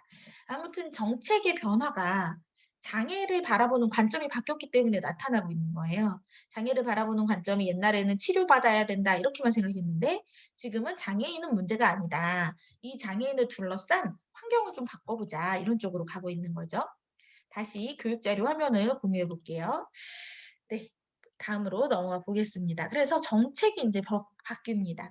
옛날에는 의료적인 문제, 개인의 문제로만 봤는데 이제는 사회의 문제로 보기 시작했어요. 사회적 모델. 그러니까 정책이 주거 정책, 고용 정책, 교육 정책, 뭐 다양한 장애인 관련 정책들의 변화가 일어나고 있습니다. 대표적으로 요즘 가장 핫한 주제가 뭐냐면 주거예요, 주거. 집. 물론 요즘 LH 뉴스가 계속 신문 기사에 오르내리는 있기도 하는데요. 이 주거 정책이 많이 최근에 바뀌어 왔습니다. 장애인들이 옛날에는 어디서 사느냐, 시설에서 사는 게 더 좋다라고 많이들 생각했어요. 물론 가족이 하고 같이 사시는 분들도 많았지만 일부는 태어나자마자 여기저기 버려지기도 했어요. 이 정말 옛날 일입니다. 물론 지금도 계속되고 있을 수도 있어요. 그래서 시설로 보내지는 거예요. 무연고자로 처리가 되면서 이제 시설로 보내져요. 장애인 시설에서 살게 됐던 거죠. 그래서 과거에는 이렇게 시설 보호 중심이었는데 지금은 지역사회 보호로, 그러니까 지역으로 넘어오고 있어요. 이 모든 것이 시설에 살지 말자. 아까 잠깐 말씀드렸죠. 지역으로 나오자. 자, 시설 얘기를 하나 조금 더 해볼게요. 어느 인천에 있는 장애인 시설에 갔더니 그 시설에 사시는 분들 이름이 길가라는 분도 있고요. 복지관이라는 분도 있어요. 왜 사람 이름이 길가거나 복지관이었을까요? 길가에서 발견돼서 길가래요. 성이 길이고 이름이 가가 된 거고, 복지관 씨는 성이 복이고 이름이 지관이 된 거예요. 그래서 왜 성함이 복지관이냐 했더니 복지관 앞에서 발견돼서. 그러니까 가족들이 뭐 누군가가 이렇게 길이나 길가나 뭐 복지관에다가 버려두고 없어진 거죠. 그러니까 무연고자가 되어서 시설에 가신 거예요. 그래서 시설에서 20년, 30년을 사신 거예요. 이게 가슴 아픈 한국의 장애인 복지의 역사였어요. 우리나라 이 시설이 만들어진 건 6.25 전쟁 이후에 장애인 시설이 많이 생깁니다. 그래서 고아도 많았고 다친 사람도 많았고 그러면서 이때에 노인 요양시설, 뭐 장애인 보호시설 이런 것들이 생겨나는데요. 장애인 시설도 그러니까 이제 우리나라 역사가 6.25 이후 한 70년 됐잖아요. 그 정도의 시설의 역사가 보통 있어요. 70년. 오래된 데는 그 이전부터 있었다면 이제 100년 가까이 되는 데가 있을 수도 있는데요. 이렇게 시설 중심의 장애인 복지 서비스를 했던 거죠. 그 안에서 밥도 주고 운동도 시키고 뭐 일자리도 주고 뭐 제일 좋은 거 아니야? 라고 얘기하는 분들도 있어요. 근데 사실 잘 생각해 보면 우리가 아무리 뭐 호텔같이 막 좋은 데 살아도 단체로 한평생을 살아야 된다면 어떨까요? 밥은 항상 식당에 내려와서 먹어야 돼요. 시설에 살면. 대체로. 이게 굉장히 단체 생활이라고 하는 것이 주는 불편함이 크죠. 아무리 우리가 뭐 좋은 밥에 좋은 옷에 뭐 좋은 환경이 주어진다 해도 뭐 100명, 200명이 단체로 산다? 이거 정말 어려운 일입니다. 그렇다 보니까 이 시설 보호 이제 하지 말자. 장애인도 인간답게 지역에서 살게 하자. 이제 시설 밖으로 내보내자 해서 한 게 지역 중심으로 옮겨온 거고 활동 지원 서비스라고 지금은 얘기하지만 활동 보조라는 말도 한때 많이 썼습니다. 그래서 이 활동 지원사 제도를 만든 거예요. 그래서 장애인 중증 장애인 옆에 활동 지원사가 있게. 그래서 시민홍보 사업 하나 사례를 좀 재밌는 걸 말씀드려보면 서울에서 있었던 일인데요. 한 시민홍보 활동에 참여했던 남성 지적장애인이었어요. 이 20대 청년이었는데요. 이분은 고민이 이제 시민홍보인이 가서 이제 고민이 뭔지 이제 친구가 되니까 이러저런 얘기를 하잖아요. 그래서 물어봤더니 자기 고민은 여자친구랑 단둘이 데이트를 하고 싶은데 여자친구도 지적장애인이었어요. 본인도 지적장애인이고. 근데 여자친구랑 단둘이 데이트를 하고 싶은데 지금 이 두 분 다 옆에 활동 지원사가 항상 있어요. 그래서 이 남성 지적장애인 청년의 고민은 나는 단둘이 데이트하고 싶어요. 근데 우린 항상 4명이 데이트를 해요. 라고 얘기를 하는 거예요. 그러니까 자기도 밖에 나간다 그러면 활동지원사 따라오고 그 여자친구도 밖에 나간다 그러면 활동지원사 따라오고 이렇게 돼서 4명이 만난다는 거예요. 물론 넷이 만나는 것도 너무 좋지만 자기는 좀 여자친구랑 단둘이 데이트해보고 싶다 막 이런 바람을 얘기한 분도 있었대요. 그래서 그 시민옹호인 분은 6개월 내내 여자친구랑 데이트하는 법 이런 거 알려주셨다고 하더라고요.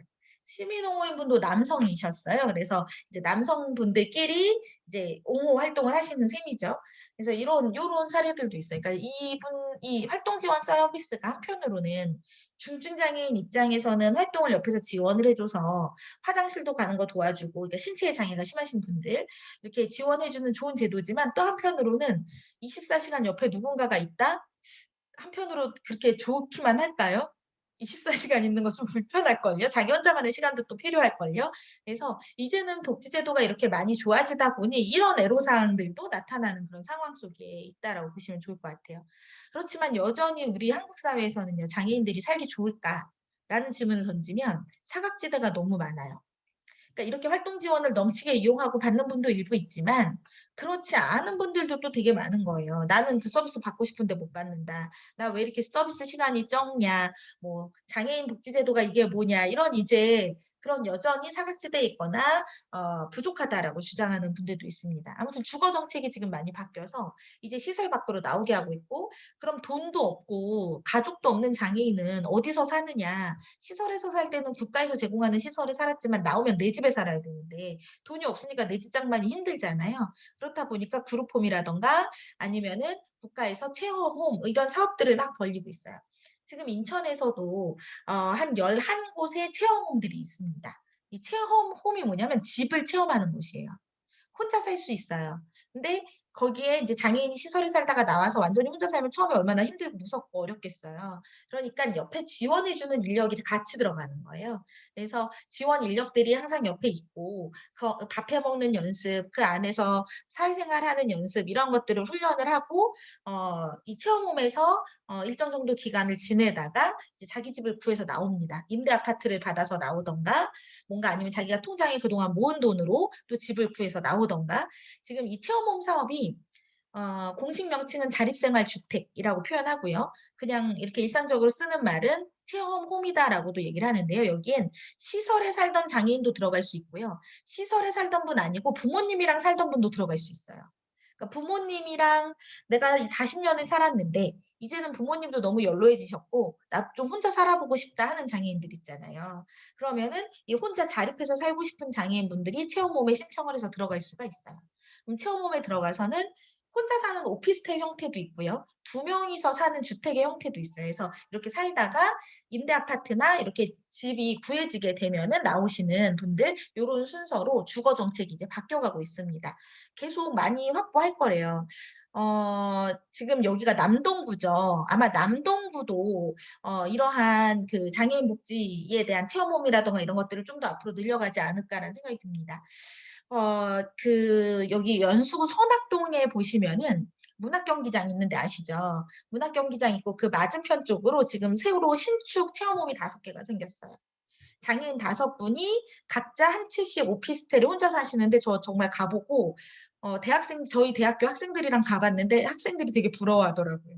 일단 집이 방 하나, 거실 하나 이렇게 해서 한 18평 정도 됐던 것 같아요. 18평 정도 되니까 방 하나 있고 거실도 크게 있고 그리고 신축 빌라여가지고 되게 살기 좋더라고요. 뭐 에어컨이라든가 이런 것도 다 되어 있고 뭐 냉장고, TV 이런 것도 다 갖춰져서 그냥 정말 들어가서 내 집처럼 살 수 있는 거죠. 그래서 거기에서는 한 6개월 동안 혼자 밥 해 먹고 약간의 지원 인력이 이제 드나들면서 도와주고 그래서 자립해 나가는 걸 훈련을 하고요. 그다음에 자기 집 구해서 나가는 이런 형태로 지금 이 체험홈 사업들이 되게 열심히 진행이 되고 있기도 해요. 거기는 6개월 정도밖에 못 산대요. 들어오시는 분들이 또 많으니까 6개월 동안 훈련을 막 해서 근처에 자기 집 구해서 또 이렇게 나가고 이런 것들이 지금 진행 중에 있죠. 전국에서 이 주거 정책이 바뀌는 게 지금 되게 핫한 장애인 복지의 변화인데요. 지금 되게 뜨거운 영역인데 인천도 나름 이렇게 많은 수는 아니지만 지금 좀 열심히 인천만의 방식으로 또 하고 있는 중입니다. 자, 고용 정책도 바뀌어가고 있어요. 이 주거 정책 얘기 하나 더 해야겠네요. 이 체험홈에 지금 장애인들이 이제 들어가서 혼자 사시잖아요. 그럼 이분은 24시간 지원은 안 해도 어떻게 지내는지 수시로 드나들면서 보고 하는 그 역할을 주거 코디네이터라는 이름으로 주거 코디네이터 이름이 좀 어렵죠. 주거 코디라는 이름으로 새로 뽑았어요. 인력을 뽑았는데 연수구에서 시민홍호인으로 3년 넘게 활동하신 분들이 다 취직하셨어요. 그래서 시민홍보인 하시던 분들이 장애인을 좀 잘 알잖아요. 같이 친구로도 만나고 이렇게 하셨으니까 잘 아시니까 일부러 그분들을 뽑으려고 한 건 아니지만 가장 장애인분들하고 익숙하고 잘 알고 어떻게 지원해야 되는지도 알고 하다 보니까 이분들이 또 지금은 주거 코디네이터로 채용이 되셔서 주거 코디도 아침에 이제 출근을 해요. 거기 오피스텔처럼 18평짜리 빌라가 5개가 있다고 했잖아요. 이렇게 있으면 그 옆에 사무실도 하나 있는 거예요. 그래서 그 사무실에 주거 코디분들이 출근을 하셔서 수시로 드나들면서 이제 장애인분들 출퇴근을 돕는다던가, 다 뭐 출근하는 장애인이면 출근을 돕는다던가, 뭐 생활에 필요한 거, 뭐 냉장고가 고장났으면 이런 거 이제 고치는 거 하려면 어디에다 전화해야 되는지 이런 것들을 지원해 주는 거예요. 생활 지원. 우리가 집에도 보면 살림살이 살다 보면 매니저가 필요하잖아요. 네, 저도 이제 일을 하다 보니까 집안일을 잘 못 돌봐서 저희 친정어머니가 저희 집에 거의 매니저 같이 이렇게 와서 뭐 어디 전구가 나가면은 "아 이것도 갈아야 되는데 이거 신경 안 쓰고 사는구나." 이러면서 챙겨주시기도 하고, 아파트 관리비도 이렇게 막 나오면 다 자동이체 걸어 놓긴 하지만 뭐 어쩌다가 뭐 우체국 택배 오는 것도 이렇게 뭐 챙겨 놔야 되고, 그러니까 집에 좀 꼭 24시를 그 장애인에게 붙어서 지원을 안 하더라도 그 집의 생활적인 부분들을 지원하는 분들이 필요한 거예요. 왜냐하면 지적 장애인 분들이 대부분 요즘엔 이렇게 체험홈에 들어오시거든요. 그렇다 보니까 이 주거 코디 분들이 새롭게 필요한 또 영역이더라고요. 그래서 하루에 6시간 근무 정도 하시는 걸로 알고 있는데, 그래서 6시간 근무로 해서 주거 코디를 또 이렇게 지금 인천도 그렇게 하지만 서울도 하고 있고 제주도, 부산 각 지자체에서 이 주거 코디라고 하는 영역이 이 장애인 주거 정책의 변화와 함께 새롭게 이제 등장하고 있어요. 그래서 인천도 이렇게 의도한 건 아니지만 이 시민옹호 활동을 열심히 하셨던 분들이 이렇게 이어지는 거를 봤고, 또 후견인이라는 게 있어요. 지적 장애인 분들이 부모님이 유산을 남겨두셨는데 예를 들어 나쁜 친척이 와서 다 뺏어갈 수도 있잖아요, 그 유산을. 그러니까 그런 것들을 이제 이 후견인 지정을 해 놓게 됩니다. 그럼 후견인이 법적으로 이 장애인의 재산이라든가 이런 것들을 관리해 줄 수 있는 대리인이 되는 거예요. 그래서 후견인으로 지정을 받으면 이 후견인이 또 나쁜 마음 먹고 장애인 재산을 가져갈 수도 있으니까 이 가정법원에서 이 후견인의 재산도 모니터링을 합니다. 관리를 해요. 장애인 재산을 갈취하지는 않았나 이런 거를. 근데 이 후견인은 시민옹호인보다 훨씬 더 법적 책임이 크죠. 시민옹호인은 그냥 친구예요. 그냥 친구지만 후견인은 법적으로 이 장애인이 집 계약을 할 때라든가 또는 많이 뭐 아파서 병원에 입원을 할 때 보호자 서명도 해야 되고 수술 같은 거 받을 때 서명도 해야 되고 이런 거를 할 때 이제 후견인이 그 책임을 지는 한 사람이 되는 건데요. 그 후견인 등록도 지금 가정법원에다가 신청을 해서 하는 형태예요. 근데 연수구 쪽에서도 이 시민옹호 사업을 한 5년 전부터 하다 보니까 이 시민옹호인 활동하셨던 분이 후견인으로 신청을 하는 경우가 있어요.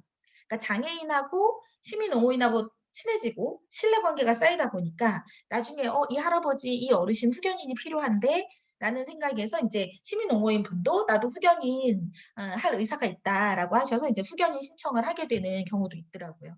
그래서 후견인을 하면은 무슨 활동을 하느냐, 그럼 법적으로 뭐 핸드폰을 개통할 때 서명을 한다든지 뭔가 이러한 어떤 병원에 입원하거나 또는 돌아가실 것 같은데 연명 치료 받는 거 있잖아요. 호흡기 떼는 문제, 뭐 연명 치료의 문제 이런 것과 관련해서 이제 후견인이 그 역할을 하게 되는 거예요. 결정을 하게 되는. 그래서 법적 책임이 조금은 크지만 이 시민옹호를 하시다가 후견인 신청도 하게 됩니다. 그래서 후견인을 하게 되면 이 부분은 법적 책임이 부과되는 만큼 이제 가정법원에서 관리를 하고 한 달에 이제 약간의 활동비가, 그러니까 활동비라고 해야 될까요? 급여? 뭐 급여가 이제 제공이 되고 있다고 해요. 시민옹호인은 친구이기 때문에 그냥 만나서 밥 사 먹고 차 사 마실 정도의 비용만 나오거든요. 근데 후견인은 이제 좀 다르다라고 보시면 좋을 것 같아요. 그래서 이 후견인으로 가신 분도 있고 주거 코디를 하시는 분도 있고 되게 이렇게 몇 년 사업이 이행이 되다 보니까 이 지역의 소중한 주민분들이 지금은 굉장히 다양한 역할들로 이렇게 이어지는 모습을 보게 됩니다. 자, 그 외에도 장애 정책이 많이 변했어요. 보호고용이나 의무고용. 아마 보호고용은 보호작업장 들어보셨죠? 장애인 보호작업장. 여기서만 이제 주로 장애인분들이 옛날에 중증장애인분들이 일했는데 지금은 이제 직장 다 일반 직장에서도 장애인 채용을 옛날보다는 훨씬 많이 합니다. 장애인 채용 안 하면 기업들이 벌금을 내야 되는데 그게 많이 올라갔어요. 옛날에는 장애인 채용 안 하면 벌금 내는 게 되게 쌌어요.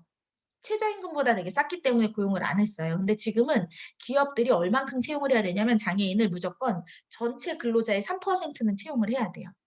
이게 3%를 못 채우면 못 채운 인원수만큼 최저임금만큼의 벌금을 내게 됩니다. 그러니까 회사 입장에선 장애인을 안 뽑고 벌금을 내느니 어차피 최저임금 맞춰주면 되니까 장애인 뽑자. 이런 쪽으로 이제 태도가 바뀌어 가지고요. 많은 회사들이 장애인을 뽑으려고 적극적으로 노력합니다. 근데 어디에다가 홍보를 해야 좋은 장애인이 오는지 기업들이 지금 이걸 못 찾고 있어요. 그래서 워크넷이라는 홈페이지가 있긴 해요. 워크넷, 워크투게더. 워크투게더라는 홈페이지에 들어가 보면 이제 기업들이 구인 광고를 다 올려요. 막 "우리는 이런 장애인을 구합니다." 워크투게더라는 홈페이지에서 일부 있지만 주로 중소기업 위주고요. 급여가 조금 낮은 편이 많아요. 연봉 2천만 원, 뭐 3천만 원. 그러니까 대학을 졸업한 장애인들이 '나는 이거보다 더 좋은 조건 가고 싶다.' 이럴 때는 또 대기업에서 장애인 뽑을 때 혹은 뭐 공공기관이라든가 공무원 시험이라든가 이런 쪽도 요즘은 장애인 채용을 굉장히 열심히 한다. 요런 게 이제 변화예요. 그렇게 좀 변해가고 있습니다. 또 교육 정책도 옛날에 특수학교 짓는 중심이었는데 지금은 가치 교육받는 중심이죠. 그래서 통합 교육으로 바뀌어가고 있고요. 교통 정책도 변합니다. 예전에는 자기 차로만 다 다녔는데 지금은 콜택시가 운영되고 있어요. 인천은요. 제가 인천에 온 지 한 6 년째 됐는데 되게 독특한 특성이 있어요. 이게 되게 주관적인 평가기는 합니다만 그러니까 복지부에서 하라고 하는 사업 다 합니다. 다 하는데 뭔가 적극적으로 많이 하지는 않아요. 막 넘치게 하지는 않아요. 그냥 복지부에서 하라고 하는 그 기준에 딱 맞춰서 고거는 이제 하는데 어쩌다가 다른 지자체에 비해서 훨씬 더 좋게 아이디어가 좋은 사업들이 가끔씩 이렇게 많이 또 나와요. 그러니까 지금 이런 시민홍보 사업도 인천에서 처음 시작된 거거든요. 그래서 전국으로 이렇게 쫙 퍼졌는데 전국에 퍼지는 동안에 인천은 아무 변화가 없다가 인천에서 이게 주민 참여 예산으로 되면서 지금 또 이제 장애인 복지관마다 지금 다 하게 됐고 이 콜택시도요. 인천 장애인 콜택시 앱이 있어요. 이게 앱 있는 데가 그렇게 많지는 않을 거예요. 앱이 뭐냐면 카카오 택시나 뭐 이런 것처럼 어플을 핸드폰에다가 장애인들이 까는 거예요. 그러면 우리가 카카오 택시나 티맵 택시 이거 부를 때 그 어플에다가 목적지 이렇게 클릭하고 이렇게 해서 부르잖아요. 네. 장애인 콜택시도 이렇게 편리한 앱이 있었으면 좋겠다 싶었는데 그 정도로 지도에다가 이렇게 찍어 가지고 카카오 택시만큼 빠르고 편하게 되진 않지만 인천 장애인 콜택시 앱이 있어요. 그래서 그래도 어느 정도 이걸 통해 가지고 장애인들이 '내가 택시 대기가 몇 번이구나.' 뭐 이런 건 돼요. 그래서 이 콜택시 노란색 장콜 뭐 하얀색 장콜 이렇게 다니는 거 보셨을 거예요. 근데 이 장콜의 문제는 운영 대수가 많지 않아요. 그래서 희한하게 아이디어틱하게 그 앱도 만들고 뭔가 이렇게 잘해 놓은 것 같은데 수가 많지 않으니까 장애인들이 편하게 타기는 또 불편한 그런 거죠. 그래서 되게 이 인천의 장애인 복지 정책을 이렇게 들여다보면서 어쩌다가 또 괜찮은 이렇게 잘하고 있는 게 보이고 또 이거는 좀 이렇게 개선됐으면 하는 부분도 있고 하여튼 재미있는 모습들이 좀 있습니다. 근데 그리고 장콜 말고 바우처 택시도 있어요. 선생님들 잘 알아두시면 좋을 것 같아요. 바우처 택시 요거는 뭐냐면 이것도 이 같은 인천 장애인 콜택시에서 그 앱에서 같이 부를 수가 있어요. 그 대신에 휠체어를 안 타는 장애인이 탈 수 있는 택시예요. 그냥 인천에 있는 그냥 일반 개인 택시 있죠. 아니면 회사 택시. 택시 운전하시는 모든 택시가 다 해당돼요. 그래서 그 인천 바우처 택시도 되게 재밌는데요. 이게 좋은 것 같아요. 뭐냐면 내가 만약에 택시 운전사다. 그럼 택시 운전사가 인천시에다가 "나 이거 바우처 택시 하겠다."라고 등록을 하면 그 택시 운전사도 핸드폰에다가 앱을 까는 거예요. 앱을 깔아서 이 택시 운전사 입장에서는 손님이 부르면 티맵 택시 어플에서 손님이 나를 부를 수도 있고 카카오에서 부를 수도 있고 장애인 앱에서 부를 수도 있는 거죠. 그래서 택시 운전기사가 '내가 장애인 손님 받아야지.' 하고 오케이 하면은 그냥 일반 택시가 오는 거예요. 그래서 바우처 택시도 장애인들에게는 굉장히 좋은 제도입니다. 이거는 일반 그냥 택시가 와요. 회색 택시. 일반 택시가 오는데 그 장애인 콜택시 앱에서 부를 수 있고 꼭 그 휠체어를 타지 않는다 하더라도 많은 중증 장애인분들이 다 이용할 수 있어요. 그래서 만약에 시민홍보 활동하실 때 장애인하고 1대1로 만나서 "내가 여기 남동구에서 저기 계양산 어디 놀러 가 보고 싶다. 뭐 어디 가고 싶다." 이럴 때 장콜 바우처 택시 타시고 두 분이 같이 가셔도 돼요. 장애인하고 같이 이동하실 때는 바우처 택시 타시고 다닐 수 있어요.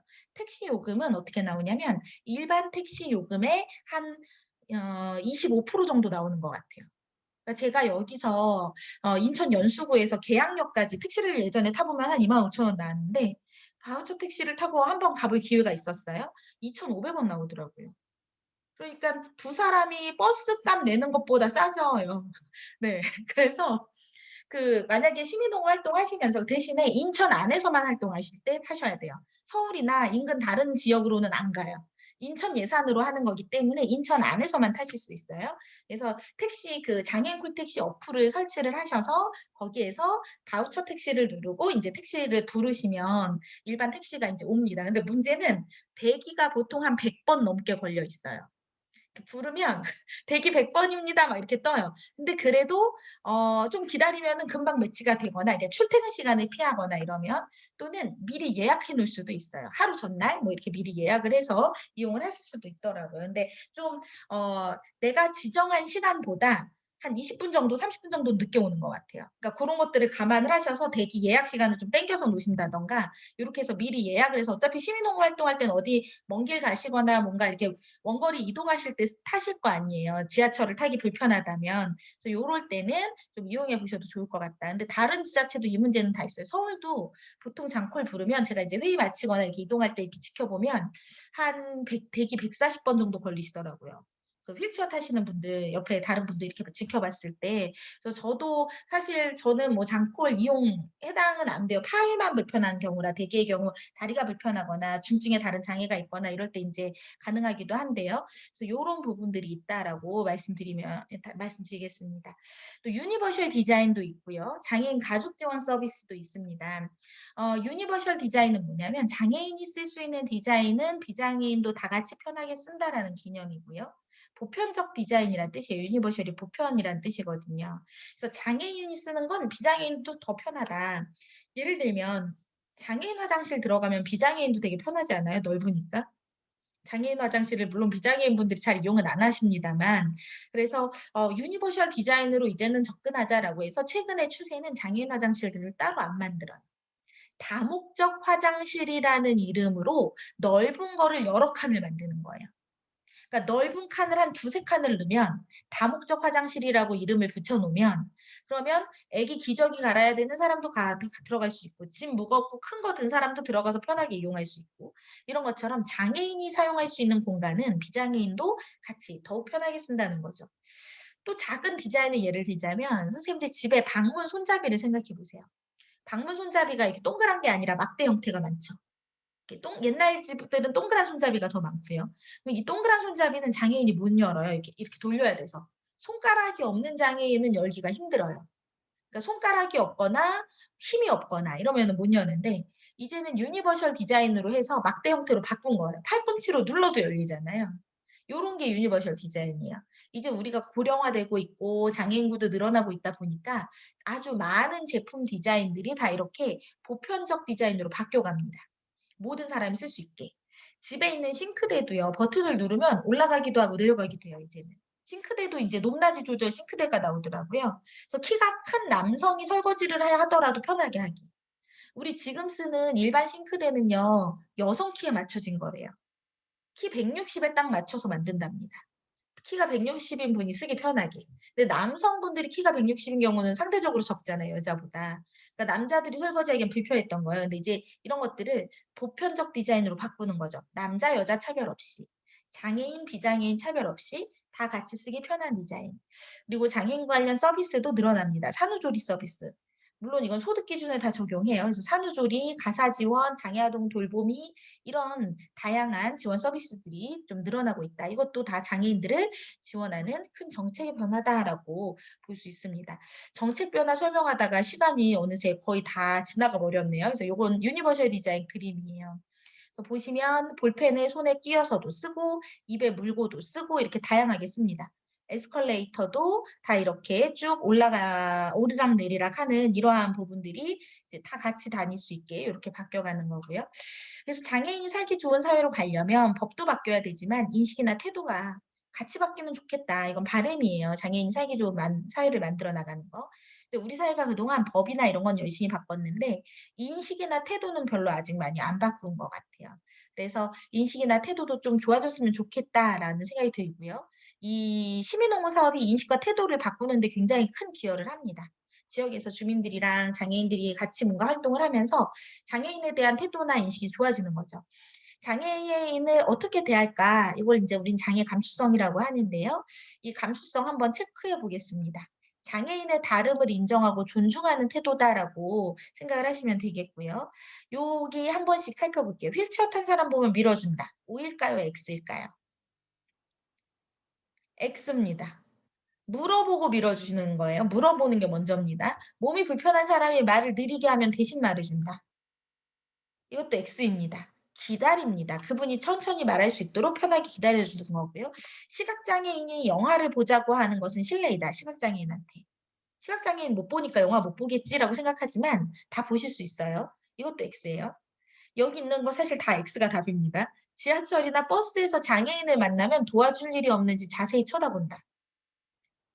X죠. 쳐다보면 되게 불편합니다. 또 일이 서툰 사람의 일을 대신해 준다. 대신하기보단 물어봐야 되죠. "뭐 좀 도와드릴까요?" 이렇게 묻는 것이 우선이다라고 보시면 좋겠습니다. 그래서 장애 감수성이 있는 우리는 시민호응이 되셨으면 좋겠고요. 여기부터 나오는 내용은 유형별로 제가 특징을 정리해 놓은 건데 이 시민호응 사업에 참여하는 장애인만 설명을 드릴게요. 지적장애 그리고 나머지는 각자 읽어보시는 걸로 하면 좋겠습니다. 먼저 지적장애인분들이 우리 인천에서 하는 시민호응 사업에는 대체로 많이 참여하세요. 맞죠? 김연아 선생님. 그 네. 지적장애인분들이 참여를 주로 합니다. 그러니까 서울 같은 경우는 시민옹호 사업을 장애 유형에 제한을 안 뒀는데 인천은 이제 발달장애인으로 한정했어요. 저는 발달장애인으로 한정하는 게 맞다고 생각해요. 왜냐하면 신체 장애가 있으신 분들은 다 직장 다니느라 바쁩니다. 그리고 뭐 이렇게 친구도 자기들이 알아서 잘 만들어요. 근데 지적장애인분들이 상대적으로 더 고립돼 있거든요. 아까 말씀드린 대로 시설에서 나온 지적장애인분들 또는 40대, 50대 지적장애인분들. 이제 복지관도 안 다니고 그냥 집에 계시는 분들. 그래서 이러한 지적 장애인분들이 이 사업에 좀 집중 대상이 됐으면 좋겠고요. 그럼 지적 장애에 어떤 특성이 있느냐? IQ 70을 기준으로 합니다만 70 이하의 IQ를 가졌다고 해서 이분이 말을 전혀 못하거나 이렇지는 않아요. 인지 능력이 낮아도 자기 욕구 표현이 가능하고요. 충분히 의사소통이 됩니다. 그렇기 때문에 나이에 맞게 존칭을 써 주시면은 좋을 것 같습니다. 네. 그래서 요렇게 인제 봐 주시면은 좋겠고요. 2020년에는 지체장애인, 뇌병변장애인, 지적장애인들도 다 이 시민홍보 사업에 또 참여를 하셨다고 하네요. 그래서 아마도 어쩌면 이제 다른 장애 유형분들도 참여를 하실 수 있겠지만 지적장애인분들이 다수여서 요 얘기를 좀 드릴게요. 그래서 호칭은 요건 다음 주에 강의 내용에도 들어 있어서 고때 좀 더 말씀을 드리고요. 지적장애인하고 대화하실 때는 최대한 쉽게 말하시고 정확하게 얘기하시는 게 좋습니다. 길고 어려운 문장으로 얘기하지 마시고요. 간단한 문장. 천천히 말해 주시는 거 이런 게 더 좋다라고 보시면 좋을 것 같아요. 그래서 IQ가 낮다고 해서 의사소통이 안 되는 건 아니다. 그리고 성인이기 때문에 성인에 맞는 존칭을 써 달라. 예를 들어 나이가 70대인 지적장애 어르신하고 시민홍 활동을 하게 됐다. 그러면 어르신이란 호칭이 맞는 거죠. 할아버님 또는 어르신 이렇게.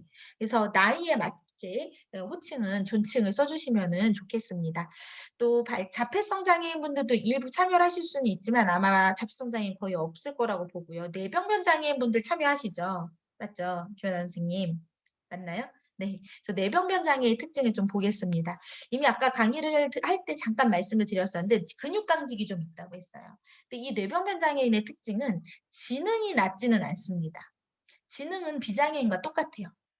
비장애인과 똑같은데 이게 혀 근육이 굳고 뭐 팔다리 근육이 강직이 오다 보니까 표현이 잘 안 되고 잘 넘어지게 되고 뭐 이렇게 대화를 나눌 때 굉장히 천천히 느리게 얘기를 해야 되고 하다 보니 뇌병변 장애인들이 무슨 오해를 많이 받냐면 '지적 장애가 있구나.'라는 오해를 많이 받습니다.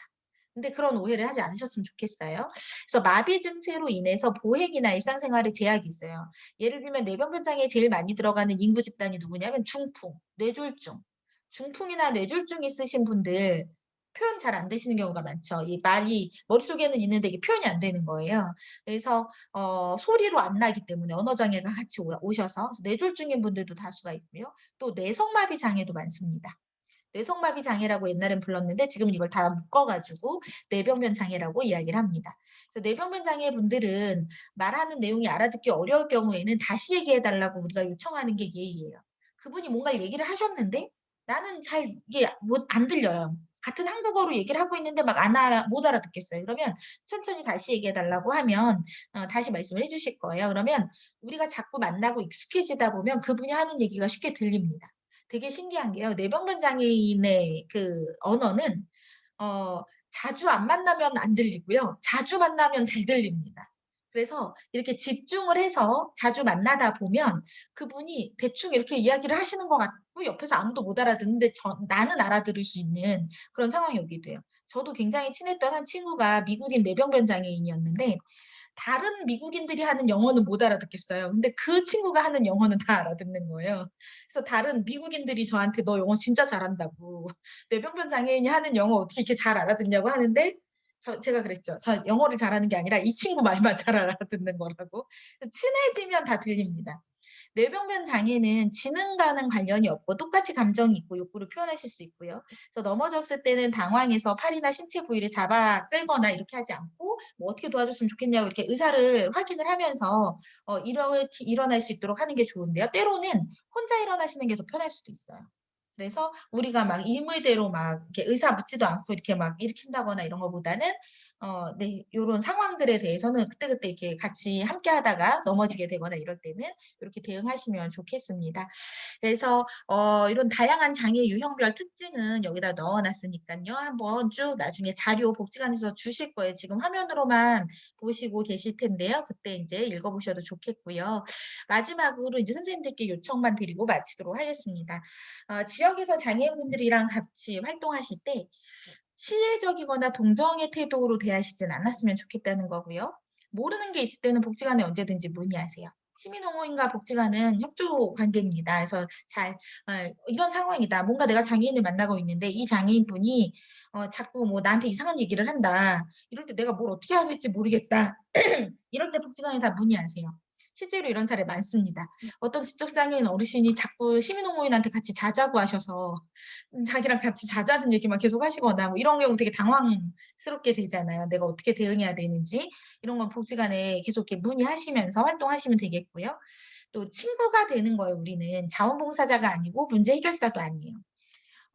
어떤 장애인 가정은 시민홍어인이 오면 활동 지원사가 온 걸로 착각을 하고 뭐 빨래를 해달라고 한다거나 밥을 해달라고 한다거나 혹시 이럴지도 모르겠어요. 왜냐하면 장애인 옆에 비장애인 누가 복지관에서 보내서 왔어요 이러면은 다 약간 이런 도움 인력이 왔는 줄 알아요. 근데 우리 시민홍어인은 그거 아닙니다. 지역에서 같이 활동을 하는 거예요. 같이 영화를 볼 수도 있고 밥을 먹을 수도 있고 친구가 되는 거예요. 친구가 뭐 가서 맨날 밥 해주고 빨래 해주고 하진 않잖아요. 그래서 그냥 내가 시민홍 활동을 하면서 뭘 할까? 이 부분은 내가 보통 내 친구를 만났을 때 뭘 했었나를 떠올리시면 됩니다. 친구끼리 만나서 하실 수 있는 활동 하시면 돼요. 그리고 평소에 장애인의 문제에 좀 더 관심을 많이 갖고 다양한 활동들 이어가시기를 바랍니다. 요런 부분들은 우리가 다음 주에는 이제 좀 더 이 시민홍호 사업의 사례 중심으로 강의를 준비를 했거든요. 그래서 다음 주에 좀 더 사례하고 섞어서 제가 안내를 드릴게요. 이상으로 마치겠습니다. 감사합니다.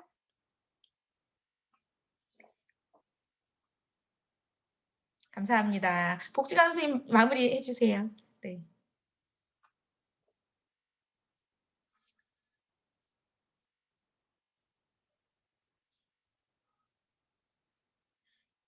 소리가 안 들리네요.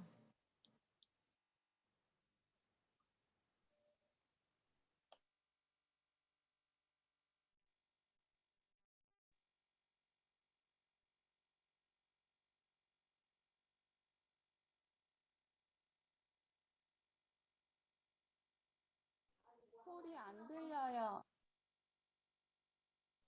네, 복지관 선생님 소리 안 들려요. 제가 마무리할까요? 다른 분들도 소리 안 들리신대요. 뭔가 이 마이크 장치에 문제가 생겼나 봐요. 다음 주에 그러면은 또 뵙겠습니다. 오늘은 이상으로 마치겠습니다. 감사합니다. 네.